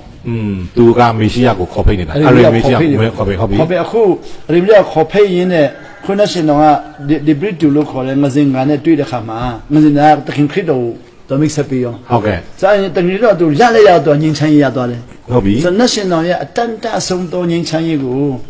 ဒီဘရစ်တူဆက်ရသွားတာပေါ့ ဟုတ်ပြီ ဒါမဲ့သူကအရိမရိယမတိယနာမည်နဲ့မစီယနာမည်နဲ့မရဘဲနဲ့ခရစ်တော်နာမည်နဲ့တွားရတယ် အော်ဟုတ်ပြီ တွားရတော့သူဆောင်းနေရရိမရိယကိုမိသွားပြီးတော့ခရစ်တော်လက်ခံလိုက်တာပေါ့ ဟုတ်ကဲ့ လက်ခံလိုက်ပြီးခုပြောင်းလဲသွားပြီပေါ့ ဟုတ်ပြီ ဆိုတော့1608ကနေ2012ထိ၄နှစ်တောင်ပြောင်းလဲသွားပြီ ဟုတ်ပြီ ၄နှစ်တွင်းမှာဘယ်လောက်ထိရင်းကျက်တယ်လဲဆိုတာကျွန်တော်လည်းမသိဘူးပေါ့ ဟုတ်ကဲ့ ကျွန်တော်တို့ဒီနေ့ပြောင်းလဲတဲ့လူတွေအားလုံးကြည့်လို့ရှိရင်တစ်နှစ်နှစ်နှစ်လေးနှစ်တောင်သူတို့ရင်းကျက်နှုံးမတူကြဘူးပေါ့ ဟုတ်ကဲ့ပါ သူက2012ပေါ့ อืม ဆိုတော့2012မှာတော့နောက်ဖက်လုံမင်းရှင်ပင်ရနေပြီးတော့နတ်ရှင်တော်ကယ်ဖို့ရန်ဟိုးမင်းနဲ့ပြည်တော်နဲ့တောင်ကိုဆင်းသွားပြီးတော့ရန်ကုန်ကိုသွားပြီးတော့ရန်ကုန်ထိသွားပြီးတော့အဲ့ဒီတန်လင်းကိုသွားသိမ့်မယ်ဆိုလို့ ဟုတ်ကဲ့ သွားသိမ့်မယ်လို့တော့သူကဇာတ်တန်ကျင်ညာတာပေါ့ อืม အဲ့ဒီဘရစ်တူလို့ခေါ်တဲ့ငစင်ကပေါ်တူဂီလူမျိုး ဟုတ်ကဲ့ ဆိုတော့နောက်ဖက်တော့မြပေါ်တူဂီလူမျိုးကြောင့်ငစင်ကကိုသွားတာကျင်ရတယ် ဟုတ်ကဲ့ မင်းတိမ့်ပိုက်ထားတဲ့နတ်ရှင်တော်ကိုပြန်ပေး ဟုတ်ပြီ ပြန်မပေးရင်မင်းကငါတိုက်မယ် ဟုတ်ကဲ့ မင်းကငါသိမ့်မယ် ဟုတ်ကဲ့ အဲ့ဒါမတရားဘူးလို့မပြောနဲ့သူတို့မှညင်ချမ်းရေးစာချုပ်တွေရှိတာဟုတ် ဟုတ်ကဲ့ ဆိုတော့စာချုပ်ကိုဖောက်ပြမှာပေါ့ ဟုတ်ကဲ့ ဆိုတော့မင်းတိမ့်ပိုက်ထားတဲ့နတ်ရှင်တော်ကိုပြန်ပေးပြန်မပေးရင်တိုက်မယ်လို့သူကဇာတ်တန်ကျင်ရတယ် ဟုတ်ကဲ့ ဆိုတော့ဒီဘရစ်တူလို့ခေါ်တဲ့ငစင်ကနတ်ရှင်တော်ပြောပြန်သွားပါလို့ပြောတော့နတ်ရှင်တော်မသွားတော့ဘူး อืม မသွားချင်တော့ဘူး อืม သူရထားတဲ့ခရစ်တော်ကိုသူကညင်ချမ်းရေးခရစ်တော်သူကလက်မလွတ်ချင်တော့ဘူး ဟုတ်ကဲ့ပါ ငါပြန်သွားရင်ဘုရားသာပြန်ဝင်ရမယ်ဆိုမသွားချင်တော့ဘူး ဟုတ်ကဲ့ ဆိုမသွားချင်တဲ့ခါမှာငစင်ကပြန်ပြီးလို့မရတော့ ဟုတ်ကဲ့ ဆိုတော့သူကရက်နဲ့ဆောင်းပြီးတော့ကြီးညာတယ်ပြန်မလာရင်တိုက်မယ်ဆိုပြီးတော့ရက်ကန့်တတ်ထားတာပေါ့ ဟုတ်ကဲ့ အဲကြီးညာပြီးတော့သူမပြန်သွားတဲ့ခါမှာသူတိုက်လိုက်တယ် အော် တန်လင်းကိုတင်လိုက်တာပေါ့ ဟုတ်ပြီ တင်းတော့နတ်ရှင်တော်ကိုခုနငစင်ကားတွေအားလုံးပေါ်တူဂီလူမျိုးမြန်မာလူမျိုးတွေအကုန်လုံးတင်လိုက်တာပေါ့ အော်ဟုတ်ပြီ တင်ပြီးဖမ်းပလိုက်တာပေါ့ ဟုတ်ပြီ ဖမ်းပြီးတော့အဲ့ဒီတရားစီရင်တာပေါ့တန်လင်းမှာ ဟုတ်ကဲ့ တရားစီရင်တဲ့ခါမှာနတ်ရှင်တော်နဲ့ဒီငစင်ကာကိုတရားစီရင်လိုက်တယ် ဟုတ်ကဲ့ ဆိုတော့နတ်ရှင်တော်ကိုလည်းမေးတယ်ငစင်ကာကိုလည်းမေးတယ် ဟုတ်ကဲ့ ငစင်ကာကိုမေးတယ်နတ်ရှင်တော်ကိုဘုရားသာပြန်ဝင်ခိုင်း ဟုတ်ကဲ့ ပြန်ပြီး ဟုတ်ကဲ့ ပြန်ပြီးရင်မင်းကိုလည်းငါမတတ်ဘူး ဟုတ်ကဲ့ ငစင်ကာကိုလည်းမတတ်ဘူး ဟုတ်ကဲ့ နတ်ရှင်တော်လည်းမတတ်ဘူး ဟုတ်ကဲ့ ဒီစိတ်ပြန်ဝင်ခိုင်း ဟုတ်ကဲ့ ဆိုတော့နတ်ရှင်တော်ကိုငစင်ကာနဲ့ဘုရားသာပြန်ဝင်ဖို့တိုက်တွန်းတယ် ဟုတ်ကဲ့ အဲ့မဲ့နတ်ရှင်တော်မဝင်ချင်တော့ဘူး ဟုတ်ကဲ့ မဝင်ချင်တဲ့ခါမှာနောက်ဖက်လုံမြတ်နတ်ရှင်တော်လည်းပြန်မေးတယ်မင်းဘုရားဘာသာပြန်မလာဘူးဆိုရင်အနောက်တိုင်းဖျားကိုရှ िख ခိုးမယ်ဆိုရင်တစ္ဆဖောက်တယ် ဟုတ်ပြီ တစ္ဆဖောက်တယ်ဆိုတော့မင်းကိုဟို တစ္ဆာဖောက်ခိုင်းတဲ့ငစင်ကောင်ကတတ်မယ် ဟုတ်ကဲ့ ကွက်မြက်မယ်တဲ့ ဟုတ်ကဲ့ အဲ့လက်ရှင်တော်ကလက်မခံဘူး ဟုတ်ကဲ့ ကျွန်တော်ပြန်မလာတော့ဘူးတဲ့ဆိုတော့သူ့ရဲ့လက်ရှင်တော်ရှေ့မှာငစင်ကောင်ကွက်မြက်လိုက်တာပေါ့ ဟုတ်ကဲ့ ကွက်မြက်လိုက်ကွက်မြက်တဲ့ခါမှာသူ့ကိုကြည့်ခိုင်းတာပေါ့ အင်း ဆိုတော့အင်္ဂလိပ်ကြီးအဲ့ပေါ်တူဂီရေးတဲ့တမိုင်းနဲ့မြန်မာတမိုင်းရေးတဲ့ဟာနဲ့ဖန်နန်းရဇဝင်ပေါ့ဖန်နန်းရဇဝင်တဲ့တမိုင်းတွေနည်းနည်းလေးကွာဟချက်တွေရှိတယ် ဟုတ်ကဲ့ ဖန်နန်းရဇဝင်လို့ခေါ်တဲ့မြန်မာဘရင်တွေရေးတဲ့တမိုင်းနဲ့မြန်မာတမိုင်းတွေရေးတဲ့တမိုင်းကတော့နည်းနည်းလေးပျော့ပျော့ပြောင်းရေးထားတယ် ဟုတ်ကဲ့ ဒါပေမဲ့အင်္ဂလိပ်တွေရေးတဲ့တမိုင်းမှာတော့သူတို့ကအဖြစ်မှန်ရေးတာဖြစ်မှာပေါ့ ဟုတ်ကဲ့ သူတို့ကနောက်ပဲလို့မြင်နတ်ရှင်တောင်လည်းမီးနဲ့ရှုတယ် ဟုတ်ပြီ နောက်ငစင်ကောင်လည်းမီးနဲ့ရှုတယ်လို့သူပြောတယ် ဟုတ်ကဲ့ မီးနဲ့ရှုတယ်ပေါ့ ဟုတ် ဒါ ကဲ့ ပေမဲ့ခုမြန်မာတမိုင်းမြန်မာဘရင်တွေကတော့မီးနဲ့ရှုတဲ့အထိသူမပြောဘူး ဟုတ်ကဲ့ ကွက်မြက်တဲ့အထိပဲသူပြောတယ် ဟုတ်ကဲ့ နောက်တော့တန်လင်းမှာခုကြောက်တိုင်ရှိတယ်အဲကြောက်တိုင်မှာတော့မီးရှုတာမပြောဘူးကွက်မြက်တယ်လို့ပဲရေးထားတယ် အာအာ ဆိုတော့အဲ့ဒီမှာငစင်ကောင်ကွက်မြက်ပြီးတော့နတ်ရှင်တောင်ကြီးခိုင်းတယ် အာ မီးနဲ့ရှုတာကို အော်ဟုတ်ပြီ ကြည့်ခိုင်းပြီးတော့ပြီးလဲပြီးရောကဲမင်းကြည့်မင်းဗုဒ္ဓဘာသာပြန်မလာဘူးဆိုရင်အခုတစ္ဆာဖောက်မယ်ဗုဒ္ဓဘာသာတစ္ဆာဖောက်မယ်လမ်းမှမယ်ဆိုရင်တူလို့ပဲတက်ပြီးတော့မင်းနဲ့ရှုမယ်လို့ပြောတဲ့ခါမှာ national ကပြန်မလာချင်တော့မင်းပြန်လာရင်အဲ့ဒီနန်းတော်ကိုလည်းပြီးမယ်တဲ့ဟိုဘယင်မင်းနန်းကိုလည်းသူ့အတွက်ထားပြီးမှာပေါ့ ဟုတ်ကဲ့ သူပြန်မလာတော့ဘူးအဲ့ဒါနဲ့အဲ့မှာသူတို့လည်းတက်ပြီးတော့ national ကိုတက်ပြီးတော့မင်းနဲ့ပြန်ရှုတာပေါ့ဆိုတော့အဲ့ဒီမှာဘယင်မင်းမြတ်ကအဲ့ဒီတန်စင်မှာအဲ့ဒီသူတို့တက်တဲ့နေ့မှာပေါ့ကိုင်းထဲမှာပြောတဲ့စကားရှိတယ်တဲ့နောက်ဘယ်ဗမာမဆိုနိုင်ငံချမ်းဘာသာမဝင်ရအောင်ဒီလိုကွက်မြက်ပါ အော် နောက်ဘယ်ဗမာမဆိုနိုင်ငံချမ်းဘာသာကိုးကွယ်ရလို့ရှိရင်ဒီလိုတက်ပါဆိုတော့အမိပေးတယ် အမိန်ပေးတယ် အမိပေးတယ်ဆိုတော့အဲ့ဒီမှာသူတို့တက်ပြီးတော့ဟိုအဲ့ဒီမှာသူတို့နောက်လိုက်နောက်ပါလေအားလုံးကိုနောက်ဘက်နဲ့တိမ့်ပိုက်ပြီးတော့မြ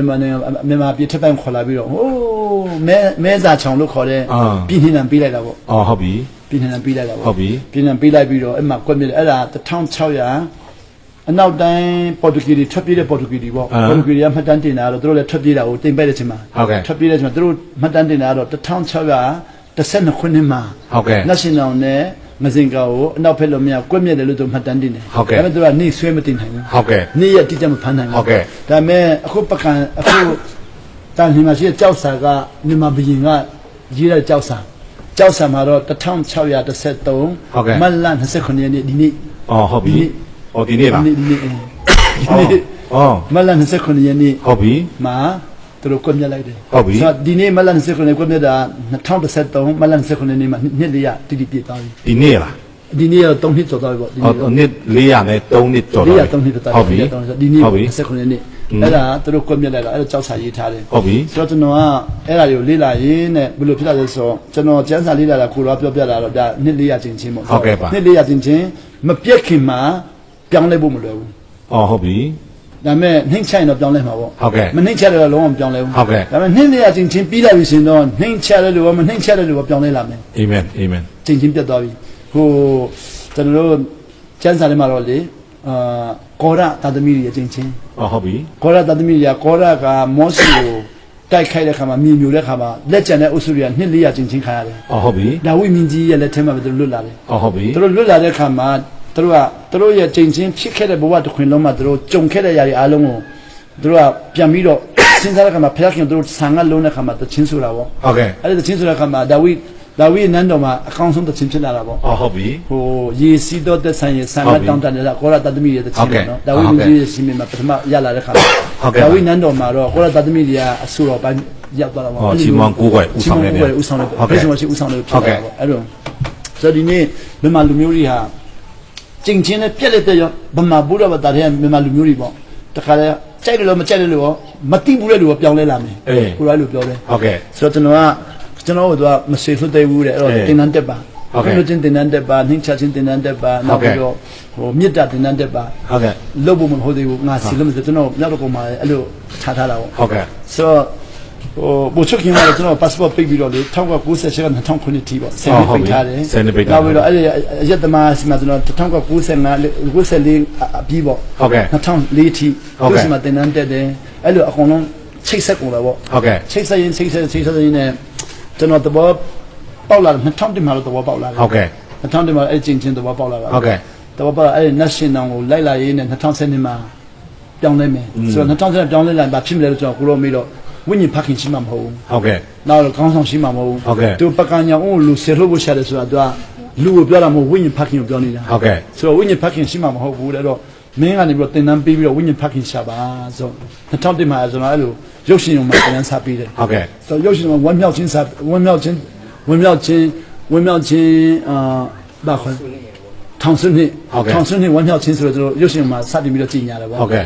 ထောင်စနစ်မှာ2001မှာစတင်ပြီး2004လဲရောက်ဒီကိုကျွန်တော်အိမ်မက်ပေးတယ်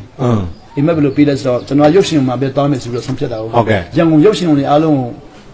ဖះကြောင်းတုံးမယ်ဆိုပြီးတော့ဆုံးဖြတ်ထားတာဟုတ်ကဲ့2004လို့ကိုကျွန်တော်အိမ်မက်ပေးတယ် ဟုတ်ကဲ့ ဘယ်လိုပေးလဲဆိုတော့ကျွန်တော်အိမ်မက်ကမက်တော့အဲ့ဒီအိမ်မက်ကိုကိုရီးယားတရုတ်ဆရာတွေအမေရိကန်နဲ့လာတဲ့လူတွေနဲ့မနေ့ breakfast စားတဲ့ချိန်မှာညမှာမက်တာပေါ့ ဟုတ်ကဲ့ မနေ့မှာကျွန်တော်ဇနီးကိုပြောတော့ကိုရီးယားတရုတ်ဆရာတွေကျွန်တော်တို့ပြောပါကျွန်တော်တို့ပြောဆိုပါလဲဆိုတော့ကျွန်တော်ပြောတယ်ဘာမှမဟုတ်ဘူးကျွန်တော်တို့သူ့အိမ်မက်ကိုပြောနေဆိုအဲ့ဒီအိမ်မက်ကိုကျွန်တော်တို့ပြောပါလေဘာဖြစ်လို့လဲမေးတော့ကျွန်တော်တို့အိမ်မက်ဘာသာပြန်ဖို့ကိုရီးယားစီလွတ်တယ် ဩ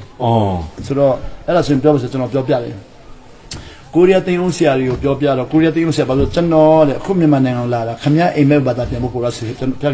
်စီလွတ်တာ ဟုတ်ကဲ့ ကျွန်တော်တို့ခမရအိမ်မက်ဘာသာပြန်ပြီးပြန်သွားမယ် ဟုတ်ကဲ့ ဘာလို့မှမရှိတော့ဘူးဆိုခမရအိမ်မက်ကျွန်တော်ဘာသာပြန်မယ်ဆိုတော့တို့ပြန်ပြီးတယ် ဟုတ်ကဲ့ ဘာပြန်ဆိုကျွန်တော်2004တိရုပ်ရှင်ရုံမှာလုပ်တဲ့ဟာတွေလေအဲ့ဒါကိုခဏရပ်ပါတဲ့ချင်းပြည်နယ်ကိုသွားပြီးတော့ခေါင်းဆောင်တောင်းမွေးထုတ်ပါ ဩ ချင်းပြည်နယ်လူငယ်တွေကိုတောင်းမွေးထုတ်ပါလူကြီးတွေကိုတောင်းမဟောနဲ့လူငယ်တွေကိုခေါင်းဆောင်တောင်းမွေးထုတ်ပါ ဟုတ်ကဲ့ ခုလူကြီးတွေကခမရကိုလက်မခံတော့ဘူး ဟုတ်ကဲ့ လူငယ်တွေကိုတောင်းမွေးထုတ်ပါတဲ့ ဟုတ်ကဲ့ တောင်းနဲ့တောင်းမွေးထုတ်ပါလို့ပြောတယ် ဟုတ်ကဲ့ပါ အဲ့နဲ့2004ကစပြီးတော့ချင်းပြည်နယ်ကိုလာပြီးတော့ဟာခါမှာစမွေးထုတ်တာပေါ့2004မှာချင်းပြည်နယ်ဟာခါမှာနှုတ်ထမှုကြီးကြီးဖြစ်ခဲ့တယ် ဟုတ်ကဲ့ အဲ့မှာလူငယ်တွေအများကြီးပြောင်းလဲခဲ့တာပေါ့ ဟုတ်ကဲ့ အဲ့ဆက်လောက်လာပြီးတော့2008ထိပေါ့ ဟုတ်ကဲ့ 2008ရောက်တဲ့ခါမှာ2008မှာကျွန်တော်ကကိုရောစကားမဟုတ်နဲ့ကျွန်တော်ကစီမံကိန်းပြန်လုပ်တယ် ဟုတ်ကဲ့ ဘယ်လိုလဲဆိုတော့2008နဲ့2012မှာမြန်မာနိုင်ငံပြောင်းလဲလာရင်ဝိညာဉ်ဖခင်တအားလို့မယ်ဆိုတော့ဝိညာဉ်ဖခင်9000ထွက်နိုင်အောင်အစာရှောင်ဆူတောင်းမယ်ဆိုပြီးစီမံကိန်းလုပ်တယ် ဟုတ်ကဲ့ အဲ့ဒါကို2012မှာရန်ကုန်မှာအစာရှောင်မလားဘယ်မှာရှောင်မလဲဆိုပြီးဆူတောင်းတာပေါ့ ဟုတ်ကဲ့ ဆူတောင်းတယ်အဲ့ဟာခါနှုတ်ထမှုဖွဲကကျွန်တော်တို့ယူမယ်ဆိုပြီးတော့ပြောတော့ ဩ အဲ့2012မှာဟာခါမှာလုပ်ဖို့ဆုံးဖြတ်လိုက်တယ် ဟုတ်ကဲ့ ဆိုတော့ဟာခါမှာ2012မှာတကယ်လုပ်တော့ ဟုတ်ကဲ့ လုပ်တော့9000တော့မပြည့်နိုင်တော့ဘူးကျွန်တော်ဩစတြေးလျမှာစာရှောင်ပြီးတော့လုပ်တယ်လို့ရှိတယ်ဖိလစ်ပြီးတော့မလေးရှားမှာလုပ်တယ်လို့စင်ကာပူမှာလုပ်တယ်လို့အဲ့တော့အိန္ဒိယနိုင်ငံမှာလုပ်တယ်လို့နောက်တော့ကလေးမျိုးတို့တီးမှာတီးတန့်လုပ်ကြပြီးတော့ဟာခါမှာလာတဲ့လူက800ပဲလာတော့တယ် ဟုတ်ပြီ ကျွန်တော်800လာပြီးတော့ဟာခါမှာကျွန်တော်ညအိတ်တဲ့ချိန်မှာအစာရှောင်ကျွန်တော်စုတော့ညအိတ်တဲ့ချိန်မှာကိုယ်ကကျွန်တော်အိမ်မက်ပေးတယ်အဲ့ဒီအိမ်မက်ပေးတာအခုဘောတော့တာလေကျွန်တော်အိမ်မက်ပေးတာအိမ်မက်ပေးတော့ကျွန်တော်အိမ်မက်ပေးတော့ကျွန်တော်ကအဲ့ဒီအိမ်မက်ကိုတော့ဒီနေ့တော့ပြောဖို့လည်းကြာမယ်ဆိုတော့မရှင်းပြတော့ဘူးနဲ့အဲ့ဒီအိမ်မက်ကဘာပြောဆိုကိုကဘောတော့တာဒီအဲမှာရှိတဲ့ပြက်နံကိုကျွန်တော်တော့ဖြည့်ရှင်းမယ်လို့ကိုကမတော်ပါနဲ့တဲ့သူတို့ကသူတို့ဖြည့်ရှင်းပါစေမင်းရတရားတဲ့ကောင်းကြည့်ပေးပါဆိုတော့ကျွန်တော်ကပွားနေပဲကောင်းကြည့်ပြီးခိုင်းပြီးတော့တော့မဖြည့်ရှင်းခိုင်းဘူးဆိုတော့အဲ့ဒီညဆက်ကျွန်တော်လည်းအခုဒီလိုပဲနောက်မှပြီးတော့လေသူတို့ပြုတ်ထောင်းတာပေါ့ ဟုတ်ကဲ့ပါ အခုတော့ကျေးဇူးတော်ကြောင့်အဲ့ဒီ2001မှာကျင်ညာတဲ့အဲ့ဒီ2012မှာပြောင်းလဲမယ်ဆိုတော့နတ်ရှင်တောင်ကျင်ချင်းပေါ့ ဟုတ်ကဲ့ အဲ့ဒီနတ်ရှင်တောင်ကျင်ချင်းလို့ရင်မြန်မာလူမျိုးဘရင်မျိုးနွယ်တွေဟာစပြီးတော့အုတ်ချုပ်ရဲ့ပိုင်းအများကြီးလွတ်လာမယ်အများကြီးလွတ်လာမယ်မင်းမျိုးမင်းတွေလွတ်လာမယ်နောက်ပြီးတော့အခုနမင်းမျိုးမင်းတွေရဲ့တမိုင်းကိုအားကိုးတဲ့လူတွေအများကြီးလွတ်လာမယ်လွတ်လာမယ်အဲ့ဒါကိုပြောပြတယ်အဲ့နဲ့2012ရောက်လာတော့ကျွန်တော်ကိုယ်ကရှင်းပြတယ်လဲဆိုတော့အခုန290ချင်းပြန်ရှင်းပြတယ် ဟုတ်ပြီ အဲ့တော့290ချင်းကကျွန်တော်ပဲချိန်မှာစတဲ့ဘောပေါက်ဆို2000မှာစတဲ့ဘောပေါက်အောင်ဆန်းစုကြည်တက်လာမယ်တက်စေချင်ပြီးတော့တို့ဆန္ဒပြတဲ့ချိန် ဟုတ်ကဲ့ အဲ့မှာကိုယ်ကမတက်ဘူးတဲ့ဘာဖြစ်လို့လဲလို့မေးတော့သူ့ရဲ့ချင်းချင်းမပြတ်သေးဘူးတဲ့ဆိုတော့ဘယ်လိုချင်းချင်းဆိုတော့ပိုချောအောင်ဆန်းချင်းချင်းသူလည်းခံရတယ်တဲ့ဆိုတော့ဘယ်လိုချင်းချင်းဆိုပိုချောအောင်ဆန်းကပင်လုံမြို့မှာပေါ့1949ခုနှစ်ဖေဖော်ဝါရီလ12ရက်နေ့မှာမြန်မာနိုင်ငံကောင်းဆောင်တွေအားလုံးတွေးဖောက်ခိုင်းပြီးတော့တောက်တယ်အဲ့ဒါ ပင်လုံစာချုပ်ထုတ်တော့ ပင်လုံစာချုပ်ထုတ်တော့ ဟုတ်ပြီ တွေးတောက်တယ်တဲ့ဟုတ်ကဲ့တဲ့လောကသားအားလုံးခရစ်တော်အတွေးမတောက်ဘဲနဲ့လူအတွေးတောက်တဲ့လူတွေအားလုံးချင်းချင်းဖြစ်တယ် အော်လူသွေးတောက်တာကျင်ချင်းလားဆရာ ချင်းချင်းတကယ်တော့တွေးတောက်မှာပဲလွတ်မယ် အော်ဟုတ်ပြီ သူကကားလိုက်မှာပေါ့ ဟုတ်ပြီ သူ့အတွေးကိုကျွန်တော်တို့တီးလိုက်ပြီးတဲ့ ဟုတ်ပြီ လူအချင်းချင်းမေတ္တာပြတဲ့တွေးတောက်အားလုံးကိုသူကမလိုတော့ဘူးတဲ့ မလို့တော့ဟုတ်ပြီ သူတွေးလည်းမလိုတော့ဘူးလူတွေးလည်းမလိုတော့ဘူး ဟုတ်ပြီ သူတငယ်တွေးလည်းမလိုပဲယေရှုတွေးပဲ ဟုတ်ပြီ ဆိုတော့သူတွေးတောက်ရင်လည်းသူမရတော့ဘူးလူတွေးတောက်လည်းမရတော့ဘူးသူတွေးမတောက်တယ်လို့အားလုံးချင်းချင်းပြီးမယ်ဆိုပြီးပြောပြတယ်ဆိုတော့အဲ့ဒါကျွန်တော်ကအဲ့ဒီနေ့မှာဘာတော်တော်ဆိုမြန်မာနိုင်ငံရဲ့တွေးတောက်တမိုင်းကိုတော်တော်ပေါက်တယ် အော်ဟုတ်ပြီ ဆိုမြန်မာတွေးတောက်တမိုင်းကိုဖတ်လာတဲ့ခါကျမြန်မာတွေးတောက်တွေအားလုံးအသေးဆုံးနဲ့တည်ကြတယ် အော် အဲ့ဒါနောက်မှတော်ပေါက်လာတယ် အရင်တော့သူတို့ကတိဝန်ခံတာကသွေးနဲ့ဝန်ခံတာပေါ့ အရင်တော့မြန်မာတမိုင်းမှာဟိုဗြိတိရှကိုတော်လှန်ရေးသမားတွေအားလုံးကတွေးတောက်ကြတယ် အော်ဟုတ်ပြီ တွေးတောက်တဲ့လူတွေအားလုံးကသူတို့ တရားပြောက်ခွင်လေ အင်း ဟို comrade လို့အဲ့လို comrade ဆိုတာရဲဘော်ပေါ့သူကဟိုတုန်းကရဲဘော်လို့မတောင်းဘူးတွေးတောက်လို့သူတို့တုံးတယ် အော်ဟုတ်ပြီ တကယ်ချင်းချင်းတို့စကားပြောတွေးတောက် တွေးတောက်တုံးချင်းပေါ့ ဆိုတော့ chance of body ဆိုရင်လည်းတွေးတောက် အင်း ငါတို့ထပ်ပြရအောင် အေး မနိုင်တော့ဘူး အေး ရှမ်းတဲ့ဗမာဆိုရင်လည်းတွေးတောက်ငါတို့ထပ်ပြရအောင်သူကနာမည်ကိုတွေးတောက်လို့ခေါ်တယ် အော်ဟုတ်ပြီ နောက်ပိုင်းမှာတခင်ကထွက်လာတာတခင်တို့နောက်ရဲဘော်တို့မထွက်လာခင်မှာတွေးတောက်သူတို့တုံးတယ်တွေးတောက်တွေအလုံးအကုန်လုံးတည်တယ် ဟော အကုန်လုံးတည် မကောင်းစားဘူးနော် မကောင်းစားဘူးကုန် ဟုတ်ပြီ ဆိုတော့အဲ့ဒီကျွန်တော်သဘောပေါက်လာပြီးတော့အခုနောက်ဆုံးသူတို့တွေးတောက်တဲ့ပင်လုံးတွေးတောက်ပါလို့ အော် အဲ့ဒီပင်လုံးတွေးတောက်တဲ့လူတွေကအကုန်လုံးပြန်တည်တယ် အော်ဟုတ်ပြီ ပြန်တည်တယ်ပြန်တည်ပြီးတော့အဲ့ဒါ2019မှာပြတ်မယ် အော် အဲ့ဒီ2019ပြတ်လာပြီဆိုရင်အောင်ဆန်းစုကြည်လည်းလွတ်လာမှာပေါ့ အော်ဟုတ်ပြီ ဆိုတော့အဲ့မှာကျွန်တော်တို့အခုမြန်မာနိုင်ငံမှာရှိအဲ့ဒီမရိယ ဟုတ်ကဲ့ နဲ့ဟောတဲ့နေရာတွေမှာတအားပြောင်းလဲလာမယ် ဟုတ်ကဲ့ နောက်ခရစ်တော်နဲ့ဟောတဲ့နေရာကြတော့အခုတို့မြင်တဲ့အတိုင်းပေါ့ ဟုတ်ကဲ့ တို့ခရစ်ယာန်တွေကအနောက်တိုင်းပတ်စံယူတယ်အနောက်တိုင်း theology ယူတယ်အနောက်တိုင်းသင်ကြားရေးယူပြီးတော့ဟောတဲ့လူတွေအားလုံးကမိမိသွားမှာပေါ့ အော်ဟုတ်ပြီ ဘာလို့မိမိမလဲဆိုတော့ဝိညာဉ်တော်လုံးမလုံးလို့ပေါ့ ဟုတ်ပြီ မေတ္တာစိတ်မေတ္တာမနဲ့မတော်ဘဲနဲ့ဘာသာရေးပုံစံတော်တဲ့လူတွေက ဟုတ်ကဲ့ မိမိလာမယ် ဟုတ်ကဲ့ ခုနအဲ့ဒီမရိယနဲ့တော်တဲ့လူတွေကဝိညာဉ်တော်သုံးလောင်းလာမှာပေါ့ ဟုတ်ကဲ့ အဲ့လိုပြောပြတယ် အော်အော် ဆိုတော့ကျွန်တော်ကအခုအဲ့ဒါကိုစီမံကိန်းတစ်ခုဖြစ်သွားအောင်နော် ဟုတ်ကဲ့ အခုကျွန်တော်တော်တဲ့နေရာတွေမှာဟိုဘာသာရေးတရားဟောပွဲပုံစံမျိုးလည်းမတော်တော့ဘူးနောက်ပြီးတော့ဖခင်เจ้าမှာဘယ်လိုမှဆောင်လည်းမတော်တော့ဘူး ဟုတ်ကဲ့ အိန္ဒိယတော်တော့ကဆိုရင်ဟိန္ဒူဖခင်เจ้าမှာဟောတယ် ဟုတ်ကဲ့ အဲ့တော့ဟိန္ဒူဖခင်เจ้าမှာဟောတော့အဲ့ဒီဟိန္ဒူဖခင်เจ้าမှာဟောတာလေဝိညာဉ်စုတွေအများကြီးထွက်တယ် အော် အများကြီးမောင်းထွက်လာဘူးအဲ့လိုကို ဆ ရော ရာ ကျွန် က တော် ဆရာကအခုအရီမရီယာအကြောင်းဟောနေတာ ရေမန်ကြီးအကြောင်းဟောနေ အော်ဟုတ်ပြီ ဒါပေမဲ့ကိုရောလမ်းမဖွင့်တဲ့နေရာတွေတော့ ဟုတ်ကဲ့ ခုကကျွန်တော်နံပါတ်1မြူဟာကလေနံပါတ် ဟုတ်ကဲ့ 1တတိခန္ဓာအရိမရိယအကြောင်းတတိခန္ဓာ ဟုတ်ကဲ့ ဒုတိယနတ်ရှင်တောင်ပေါ့ ဟုတ်ကဲ့ နတ်ရှင်တောင်တတိယဘုချောင်းဆန်းကျင့်ချင်း အော်ဟုတ်ပြီ ကျင့်ချင်းပိုင်းမှာ အင်းအင်း နောက်ပြီးတော့အဲ့ဒီပြီးမှဒီလိုတွေနားထောင်လာပြီဆိုရင်တော့အဲ့ဒီကက်တင်ရှင်ပေါ့ အော် ခုအရိမရိယကခုခရစ်တော်ဖြစ်တယ်ဆိုတော့သူ့ရဲ့လောက်ရငါခု အော် တတိခန္ဓာပေါ့ ဟုတ် အ ကဲ့ တူတော်ကနေပြီးတော့ကျွန်တော်လွတ်မြောက်ခိုင်းတယ် ဟုတ်ကဲ့ တော့မိတ်ဆက်ပြီးတော့ဒါပေမဲ့အဲ့ဒီတရားဟောတဲ့ချိန်မှာမိတ်ဆွေဖြစ်တဲ့ချိန်မှာသူတို့လက်ခံတယ်ဆိုရင်ဝိညာဉ်ဆုံးမထုတ်ပြီးတာပေါ့ အော် ထုတ်ပြီးတော့ ဆရာဒီပမာလူမျိုးတွေအခုစောင့်မျှော်ပမာဗုဒ္ဓတွေပေါ့နော် ဟုတ်ကဲ့ စောင့်မျှော်နေတဲ့အရိမရီယာကယေရှုဖြစ်တယ်ဆိုတော့တက်တယ်ပေါ့နော်ဆရာ ဟုတ်ကဲ့ဟုတ်ကဲ့ ဆရာဘယ်ကနေရတာလဲဆရာ အဲ့ဒါဝိညာဉ်တော်ရှင်းပြတဲ့နေရာနဲ့အရင်ဆုံးရတယ် အော် ကျွန်တော်တို့မြန်မာတက်တူတက်တော့သူပြောတာတွေတော့ရှိတယ် ဟုတ်ကဲ့ မယုံခဲ့ဘူး ဟမ် မယုံခဲ့ဘူးဘာဖြစ်လို့မယုံတယ်လဲဆိုတော့ခရစ်တော်ဟာခရစ်တော်မှလည်းအချက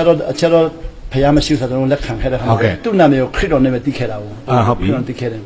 အရိမရိယနဲ့မသိခဲ့ဘူး ဟုတ်ကဲ့ နောက်အရိမရိယဆိုတာဘုရားဘာသာလို့ပဲထင်ခဲ့တာဘူး ဟုတ်ကဲ့ ဒါပေမဲ့အခုတန်ရှင်းတော်ကကျွန်တော်လမ်းပြလာတဲ့ခါမှာတော့အရိမရိယမက်ဆီယသွားဖြစ်နေတယ် မေရှိယဖြစ် မက် နေ ဆီယ တယ် သွားဖြစ်နေနောက် မေရှိယလည်းခရစ်တော်ဖြစ်နေတယ် ခရစ်တော်ဖြစ်နေ ဟု ဆို တ် တော့ ပြီ အခုကျွန်တော်ကကျမ်းဟန်ကြောင်းတက်လိုက်တဲ့အတွက်ကောင်းကြီးရသွားတာက ဟုတ်ကဲ့ ကျမ်းဟန်ကြောင်းမှာပါသွားတင်တယ်လဲဆိုတော့တခင်ခရစ်တော်နာမည်အစစ်မှန်ကမက်ဆီယဖြစ်နေတယ် အော် ခရစ်တော်မဟုတ်ဘူးခရစ်တော်ကအနောက်တိုင်းသားတွေကနှိမ့်လိုက်တဲ့နာမည် အော်အော်အော်သူ့ရဲ့ဟေဘရဲစကားကမေရှိယ မက်ဆီယ ဒါပေမဲ့ နောက်မ ကျွန် က် တော် ဆီယ ဂရိစကားကခရစ်တော်ဖြစ်သွားတာပေါ့ ဟိုသူ့ရဲ့တကယ်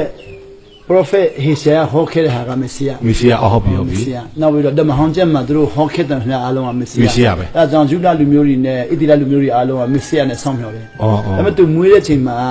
အဲ့သူမွေးတဲ့ချိန်မှာဂရိနိုင်ငံထွန်းကားတဲ့ချိန် ဟုတ်ကဲ့ ဆိုဂရိနိုင်ငံထွန်းကားပြီးအဲ့ဂရိနိုင်ငံကိုယောမနိုင်ငံတိမ့်တဲ့ချိန် ဟုတ်ကဲ့ တိမ့်တော့ဂရိနိုင်ငံအာဏာမရှိတော့ဘူး အင်း ယောမနိုင်ငံအာဏာရှိတာပေါ့ ဟုတ်ကဲ့ ဒါပေမဲ့ဂရိစကားမပြောက်သေးဘူး ဟုတ်ကဲ့ ဆိုတခင်ခရစ်တော်အမှုတော်ဆောင်တဲ့နေရာတွေအားလုံးကသူတို့ယောမစကားမတက်ဘဲနဲ့ဂရိစကားတော့တက်နေတယ် အာဟုတ်ပြီ ယောမလက်အောက်ရောက်ပြီးတော့ဂရိစကားပြောလို့ဖြစ်နေတယ် ဟုတ်ပြီ ဆိုတခင်ခရစ်တော်ကိုယ်တိုင်လည်းဂရိစကားပြောရတာပေါ့ ဟုတ်ကဲ့ ဂရိစကားပြောပြီးတော့အဲ့ဒီဂရိစကားမှာတော့ဒီမက်ဆီယကခရစ်တော်ဖြစ်သွားတယ် ခရစ်တော် ဟုတ်တယ် အော်ဟုတ်ပြီ ဆိုတော့ဂရိစကားနဲ့ခရစ်တော် အော်အော်ဟုတ်ပြီ ဆိုတော့အခုခရစ်တော်ကားတိုင်းမှာသိခံတယ်ခရစ်တော်နဲ့သိခံတယ် ဟုတ်ပြီ နောက်ဓမ္မတိကျမ်းမှာလည်းခရစ်တော်နဲ့ပဲ ဟုတ်ပြီ ဆိုတော့ဓမ္မတိကျမ်းကိုဖတ်ရင်တော့ခရစ်တော် ဟုတ်ကဲ့ ဒါပေမဲ့ရှင်ယောဟန်ကြီးမယ်ဆိုရင်သူကခရစ်တော်လို့ဂရိကိုရေးပြီးတော့အောက်မှာမက်ဆီယလို့မြင်နေကြီးတယ် ဟုတ်ကဲ့ ခရစ်တော်ဆိုတာမက်ဆီယကိုပြောတ အော် ယ် အော် မက်ဆီယကတော့အောက်မှာလည်းမြင်နေကြီးတာပေါ့ ဝိစာခွင့်ပိတ်ပေါ့ဟုတ်ပြီ ဆိုတော့ဘာလို့ဆိုတော့ယူဒလူမျိုးတွေတက်ပဲရှင်းပြထားတယ် အာ သူတို့တချင်းချင်းခေါ်တာခရစ်တော်နဲ့ပဲသူတို့ခေါ်တာ အော်အော်ဟုတ်ပြီ ခရစ်တော်နဲ့ခေါ်ရင်နှစ်ပေါင်းတစ်ထောင်ကျော်လာတဲ့ခါမှာ ခရစ်တော်ဖြစ်သွား ရှင်ပေါလုတို့ကမာစီဒိုနီးယားကိုတရားဟောလာတော့အဲ့ဒီမာစီဒိုနီးယားတွေအကုန်လုံးပြောင်းလဲလာတဲ့ခါမှာယောမစကားဒါခေတ်စားလာတယ်အဲ့ယောမစကားနိုင်ရတဲ့ခါမှာယောမဆာမှာနိုင်တဲ့အခုအနောက်တိုင်းအနိုင်တော့တာပေါ့အနောက်တိုင်းကနေပြီးတော့အိုးကိုဖြုတ်လိုက်တယ် အော် အိုးပျောက်သွားတော့ Christ ဖြစ်သွားပေါ့ အော် အိုးတလုံးလေးဖြောက်လိုက်တာနဲ့အနောက်တိုင်းစကားမှာတူမရှိဘူးလေ ဟုတ်ပြီ တူကဟိုစပိန်စကားများတယ် ဟုတ်ကဲ့ဟုတ်ကဲ့ စပိန်တို့ဥရောပမှာတူရီတာများတယ် အင်း အနောက်တိုင်းစကားမှာတူရီအကုန်လုံးပျောက်သွားပြီ အော် ဆိုတော့တူဖြောက်လိုက်တော့ Christ ဖြစ်သွားတယ် Christ ဖြစ်သွား ဆို Christ ဖြစ်သွားတော့ခုနောက်တိုင်းက Christ ခေါ်တာပေါ့ ဟုတ်ကဲ့ ကျွန်တော်မြန်မာနိုင်ငံမှာကျတော့ဆယ်ရီတို့တန်လာတော့သူက Christ ကိုသူကခရစ်လို့ ခရစ်တော့ ဘာလဲတော်ကတော့တခင်ပေါ့ အေးပေါ့အေးပေါ့ ဒီမနေ့မှာတော့ဆီယာသမားကိုတော်လို့ပြောတာဟုတ်ကိုတော့ဘုံတော်လို့ကိုတော်လို့တော်ဆိုတော့ဟိုတခင်နာမည်ပေါ့ဆိုတော့ခရိုက်ကိုခရစ်လို့ဘာလဲပြန်လိုက်တယ်ခရစ်တော်အတိတ်ပဲကတော့အရိန်ဆိုတော့ပေါ့တော်ကအရိန်ပေါ့နောက်ခရစ်ကမထီရပေါ့အရိန်မထီရတယ်တော့တူတာပေါ့အဲ့လိုသဘောပေါက်လာတဲ့အချိန်မှာကျွန်တော်ကအဲ့ဒါ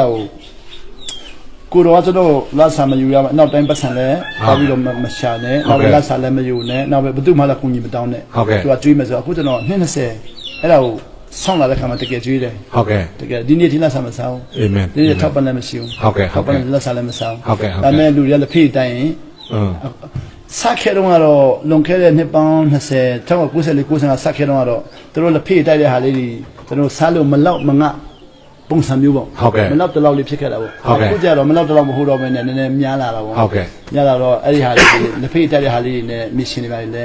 ေလောက်လာတာပေါ့နော်ဟုတ်ကဲ့ပါဟုတ်ကဲ့ပါလာတာပေါ့ဒါမဲ့လာစာနောက် fan race ကို mission fan မရှာဘူးအလူငွေရမလို့မရှာလုံးမဲ့ပတ်စံတောင်းလုံးမပြောဘူးဘယ်တော့ပတ်စံလုံးတစ်ခွမှမပြောဟုတ်ကဲ့ပတ်စံတောင်းပြောမနေအဲ့ဒီဟိုအရင်မရိယာကြောင့်ပဲပြောတယ်နောက်ပြီးတော့အခုကျွန်တော်ချင်းနေစီမှာကျတော့အရင်မြတ်တို့နားမလဲတော့မစီယာနဲ့ပြောတာပေါ့မစီယာအခုခရစ်တော်ဆိုတဲ့စကားလုံးဒါရှော့လိုက်တာပေါ့ဟုတ်ကဲ့ဟုတ်ကဲ့နောက်ပြီးတော့နိုင်ငံတော်ပေါ့ဟုတ်ကဲ့နိုင်ငံတော်ဖရာသခင်နိုင်ငံတော်ဟုတ်ကဲ့ပါအဲ့လိုဝင်ထားတယ်ဟုတ်ကဲ့ပါအတင်းတော်ခိုင်းကနာစကားလုံးမတုံးတော့ခိုင်းကနာစကားလုံးမတုံးတော့ပဲနိုင်ငံတော်နဲ့ဝင်ထားတယ်ဒီနှစ်2014ဥရောပသွားတော့ကဟောလန်နိုင်ငံပေါ့ဟောလန်နိုင်ငံမှာဟိုဂီတလူလိမ်မောင်ကိုရဲ့တန်းဒါလိုက်တာဦးမြင့်သူနဲ့တွေ့တယ်ဟိုဒါလည်းမြင့်သူကသူပြောင်းလဲလာတယ်ဗောနော်ပြောင်းလဲလာပြီခုသူကဟိုသူနဲ့စကားဆွေးနေတဲ့ခါသူနဲ့ကျွန်တော်ပြောတဲ့ခါမှာသူကကျွန်တော်ပြောတဲ့ဟာနဲ့သူပြောတဲ့ဟာနဲ့အများကြီးလာတိုက်ဆိုင်တယ်ဆိုသူဆရာအများကြီးပညာရတယ်တော်ရတာမြတ်သူနော်တော်ရတာဦးမြတ်သူတည်တယ်ဒါဦးမြတ်သူတဲ့စကားသူကသူပြောတယ်ကျွန်တော်ပြောတယ်တပြည့်ပြည့်နဲ့တိုက်ဆိုင်လာပြီးတော့ဟုတ်ကဲ့တအားတိုက်ဆိုင်လာတယ်သူကတော်ရတာဦးမြတ်သူကအရိမရိယကိုသူကတိပြီးမဲ့အခုလိုနားမလဲဘူးဟုတ်ကဲ့ခရစ်တော်မှခရစ်တော်ဖြစ်မယ်ဆိုတော့သူကအမြဲတမ်းစဉ်းစားတယ်ဟုတ်ကဲ့ဒါပေမဲ့ဖြစ်တယ်လို့သူမပြောရဲဘူးပေါ့ဟုတ်ကဲ့နောက်ပြီးတော့သူခရစ်တော်မသိခင်တုန်းကသူကဟိုထွက်ရကိုင်းနေပါလေလုတ်ခဲ့တာဟုတ်ကဲ့ဆိုလူသားပိုင်းကကြိုးစားပြီးတော့ဗတာကြီးလုတ်ခဲ့တယ်ထွက်ရကိုင်းနေအားလုံးသူကလုတ်လာခဲ့တော့အဲ့ပိုင်းကဒါနားလဲအဲ့အားလုံးကတန်ရှင်းတော်ဝင်မပါဘဲနဲ့လုတ်ခဲ့တဲ့ဟာကိုခုတန်ရှင်းတော်နဲ့သဘောပေါက်လဲပေါက်ရောအဲ့အားလုံးလူထွက်သွားပြီပေါ့ဆိုတော့ခုကျွန်တော်ပြောတဲ့အရီမရိယနဲ့အဲ့ဒီသူကြားဘူးတဲ့အရီမရိယနဲ့ပြောတဲ့ခါမှာတမိုင်းအဖြစ်အများကြီးနှိစက်သွားတယ်ဟုတ်ကဲ့ပါဒါပေမဲ့အခုသူကတော့ဝိညာဉ်တော်မဖော်ပြတဲ့အတွက်မပြောရဲဘူးဟုတ်ကဲ့ဟုတ်ကဲ့ဟုတ်ကဲ့ပါဆရာအခုဆရာဒီတကယ်ဗမာဗုဒ္ဓတွေကိုဟုတ်ကဲ့ဆရာသူတို့ကိုဗာမြတ်အတွက်ပြောချင်တယ်ဆရာကျွန်တော်ခုနကပတ်သက်ပြီးတော့ဟုတ်ကဲ့ကျွန်တော်အခုဘုရားတမိုင်းကိုတိတတာအနေသေးတယ်ဟုတ်ကဲ့တာအနေသေးတော့ကျွန်တော်ဘုရားတမိုင်းမှာဘုရားတမိုင်းအနေနဲ့တော့လည်းကောင်းနောက်ပြီးတော့ဘုရားရဲ့တန်ဃာတော်တွေတင်ပေးတဲ့တင်ကြားရေးမှာပေါ့နော်ပိဏက3ပုံတို့ပါလို့တိတတာအနေနဲ့နောက်ပြီးတော့ဘုရားမြတ်စွာဘုရားတွင်တဲ့ဟာလည်းတအားတိတတာအနေနဲ့ဒါပေမဲ့အနှစ်သာရပိုင်းမှာသူတို့ပြောပြတဲ့ဟာတွေကိုတော်တော်များလက်ခံနိုင်တယ်ဟုတ်ကဲ့လက်ခံတဲ့မှာဆိုတော့ဒီမနေ့ကလည်းကျွန်တော်ပြောမလို့မိတော့ဒီမနေ့ပြန်ထွက်လာတယ်ဟုတ်ကဲ့ခုရန်ကုန်မှာမြန်မာနိုင်ငံမှာတထုံဆရာတော်ပေါ့သူပြောတာဟိုစေးပေါင်းခါတဲ့မျက်ရည်နဲ့ဘေးပေါင်းခါတဲ့မျက်ရည်လို့သူဟောတယ်အဲ့ဒါဘေးပေါင်းခါတဲ့မျက်ရည်ဆိုတာခုကျွန်တော်လူသားတွေကဘာသာတရားကြိုးစားအားထုတ်ပြီးတော့လုပ်ပြီးတော့ဒုက္ခရောက်သွားပြီးတော့မျက်ရည်ကျတာပေါ့အဲ့ဒါဘေးပေါင်းခါတဲ့မျက်ရည်ပေါ့ဟုတ်ပြီစေးပေါင်းခါတဲ့မျက်ရည်ကျတော့အထင်းကနေပြီးတော့လာပြီးတော့နောင်တတရားနဲ့ပတ်သက်တဲ့ဟိုဟုတ်ကဲ့မျက်ရည်ပေါ့အဲ့ဒါဟောတယ်လူတွေတအားကြိုက်တာပေါ့ဟုတ်ကဲ့အခုဒီအရိမရိယရဲ့ကျွန်တော်တို့ပြောတာနောင်တက်ရလိုက်တာသူကကျွန်တော်တို့အကုန်လုံးကဲမှာပေါ့ဟုတ်ကဲ့နောင်တက်ရလိုက်တာနဲ့သူကအကုန်လုံးကဲမယ်ဆိုတော့ကျွန်တော်မျက်ရည်ကျတာကဆေးပေါင်းခါတဲ့မျက်ရည်ပေါ့သူဆေးပေါင်းခါဆိုတာဘာလို့ဆိုတော့ဆေးဝါဖြစ်သွားတဲ့မျက်ရည်ပေါ့ဟုတ်ကဲ့ဟုတ်ကဲ့နောက်ဘေးပေါင်းခါကျတော့ဘေးအနေရဖြစ်တဲ့မျက်ရည်ပေါ့အပြစ်လုပ်ပြီးတော့ငိုတဲ့ဟာကဘေးအနေရပေါ့ဟုတ်ကဲ့ပါဒါပေမဲ့ခုနနောင်တက်တရားနဲ့ရတဲ့ဆေးပေါင်းအဲ့ဒါတို့ခုတာကောင်းကြည့်ရတာတော့အဲ့ဒီလိုတွေဆိုတော့ကျွန်တော်တို့တိတာနေတဲ့အခုကျွန်တော်ကရုပ်ရှင်မှာဟောတဲ့ဟာကကက်တင်စင်မစီကလူတမိုင်းဖြတ်တမ်းမှုလို့ဟောတဲ့ဟာကကျွန်တော်ကအများကြီးတိလို့ဟောတာမဟုတ်ဘဲနဲ့အဲ့ဒါလမ်းဆက်ဖွင့်လိုက်တာဟုတ်ကဲ့ပါဘုရားဘာသာဘုန်းကြီးတန်ဃာတော်ကြီးတွေနောက်ပြီးတော့ဆရာတော်ကြီးနောက်ပြီးတော့တမိုင်းတိတဲ့ဆရာတော်ကြီးတွေကသူတို့ပူတိတယ်ဆိုတော့ကျွန်တော်ပြောတဲ့ဟာကိုသူတို့ကဘယ်လိုလာကြူပြီးတော့ဟုတ်ပါတယ်လို့ပြောမလားဒါမဟုတ်လို့ပြောမလားသူတို့ဘယ်လိုပြောမလဲဆိုတာသိချင်လို့အဲ့ဒါကိုလမ်းဆက်ဖွင့်လိုက်တာဆိုတော့ဟိုလာကြူတဲ့လူတာအများတယ်လာချိတ်တဲ့လူပေါ့ချိတ်တဲ့လူတာအများတယ်ဟုတ်ပြီသူတို့တိလာခဲ့တဲ့အရိမရိယကားတယ်မမှန်ဘူးတဲ့သူတရားပို့ပြီးတော့ဟုတ်ကဲ့ရောက်တယ်ဆိုတော့ဟုတ်ကဲ့ပါအခုကဘာပေါ်မှာအရိမရိယကြောင့်ဟောတဲ့လူတအားများတယ်အဲ့သူတို့ဟောတဲ့ဟာကဟိုတခင်ခရစ်တော်မဟုတ်ဘဲနဲ့လူတွေကဖြစ်နေတယ်လူပုဂ္ဂိုလ်ဖြစ်နေလူပုဂ္ဂိုလ်သားဖြစ်နေတယ်ဆိုတော့တရုတ်ဘုရင်ကကျွန်တော်အရိမရိယဖြစ်မယ်လို့ဟောတယ်ဟုတ်ကဲ့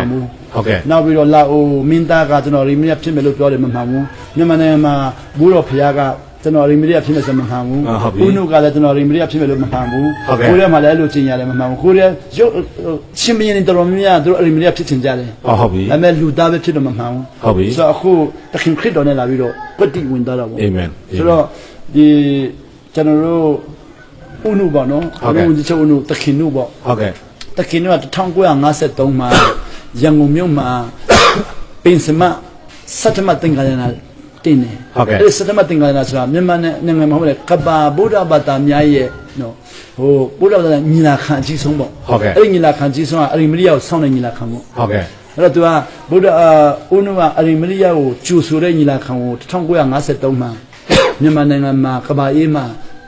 စတ္တမသင်္ကာရဏတင်တယ် ဟုတ်ပြီ အဲ့ဒီတင်တဲ့အချိန်မှာသူကိုယ်တိုင်အရိမရိယဖြစ်မယ်လို့သူကမျှော်လင့်တယ် ဟုတ်ပြီ ဒါပေမဲ့မဖြစ်လာဘူး ဟုတ်ကဲ့ ဆိုတော့အဲ့ဒါဘာဖြစ်လို့လဲလို့မေးတဲ့ခါမှာ1953ဟာ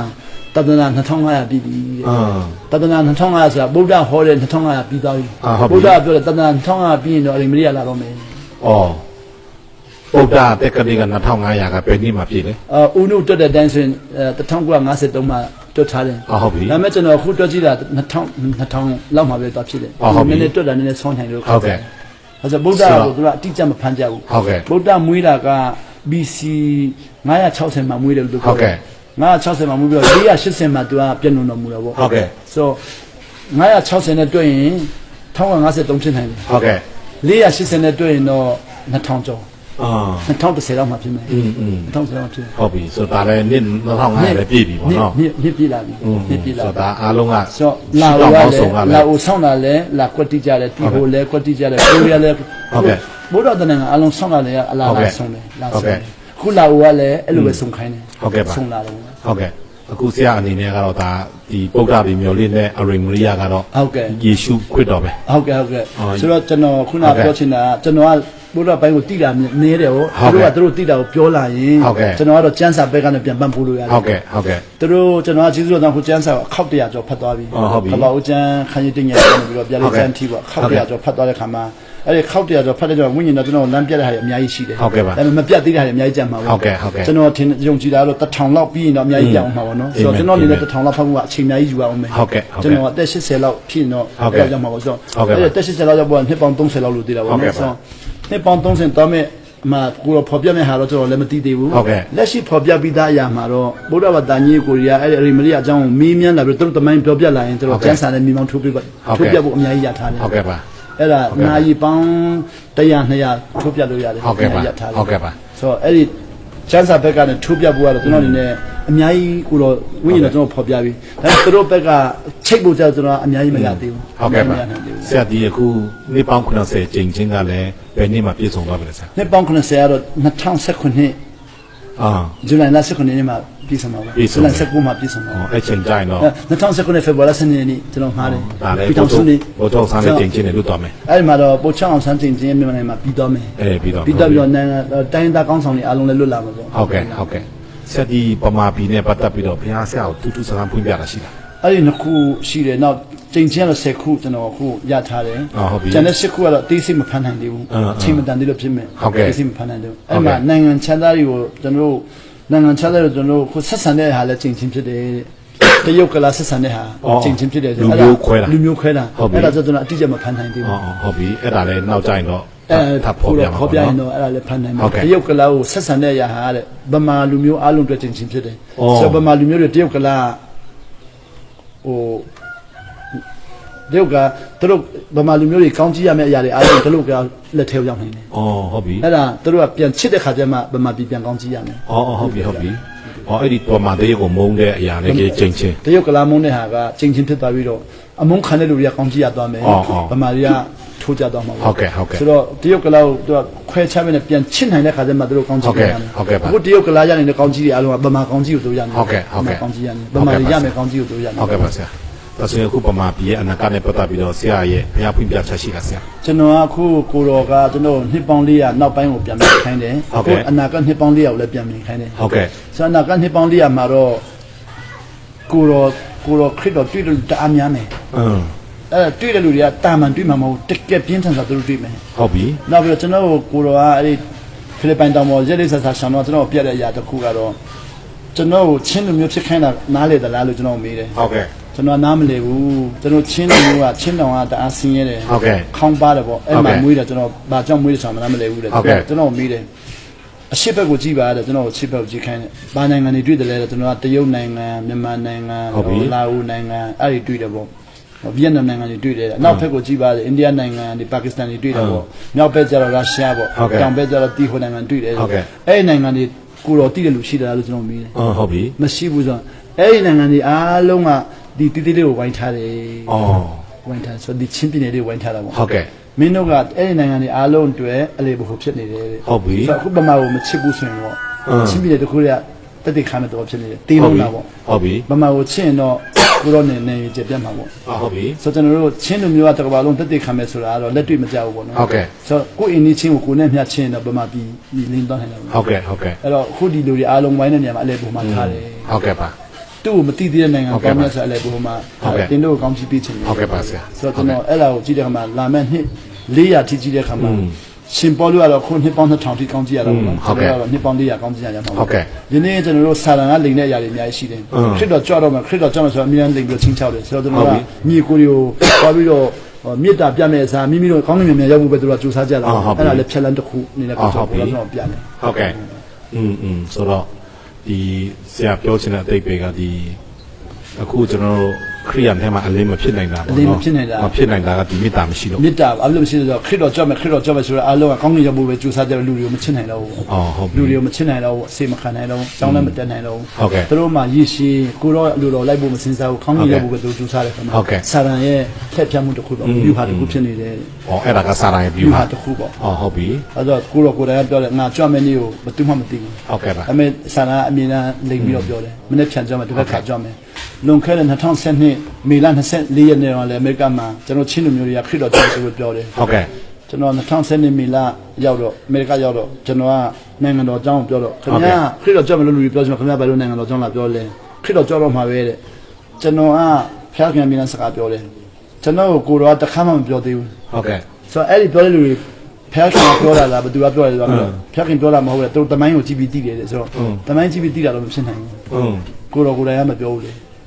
ကိုတော့ပြောရင်တော့တမျိုးပေါ့ အေးပေါ့ ဆိုတော့နောက်ဆုံးတော့ကာလနဲ့နောက်ဆုံးတော့နေ့ကိုသူတို့မခွဲတတ်ဘူးပေါ့ ဟုတ်ကဲ့ နောက်ဆုံးတော့နေ့ကတော့လုံးဝမသိဘူး ဟုတ်ကဲ့ နောက်ဆုံးတော့ကာလတော့ခ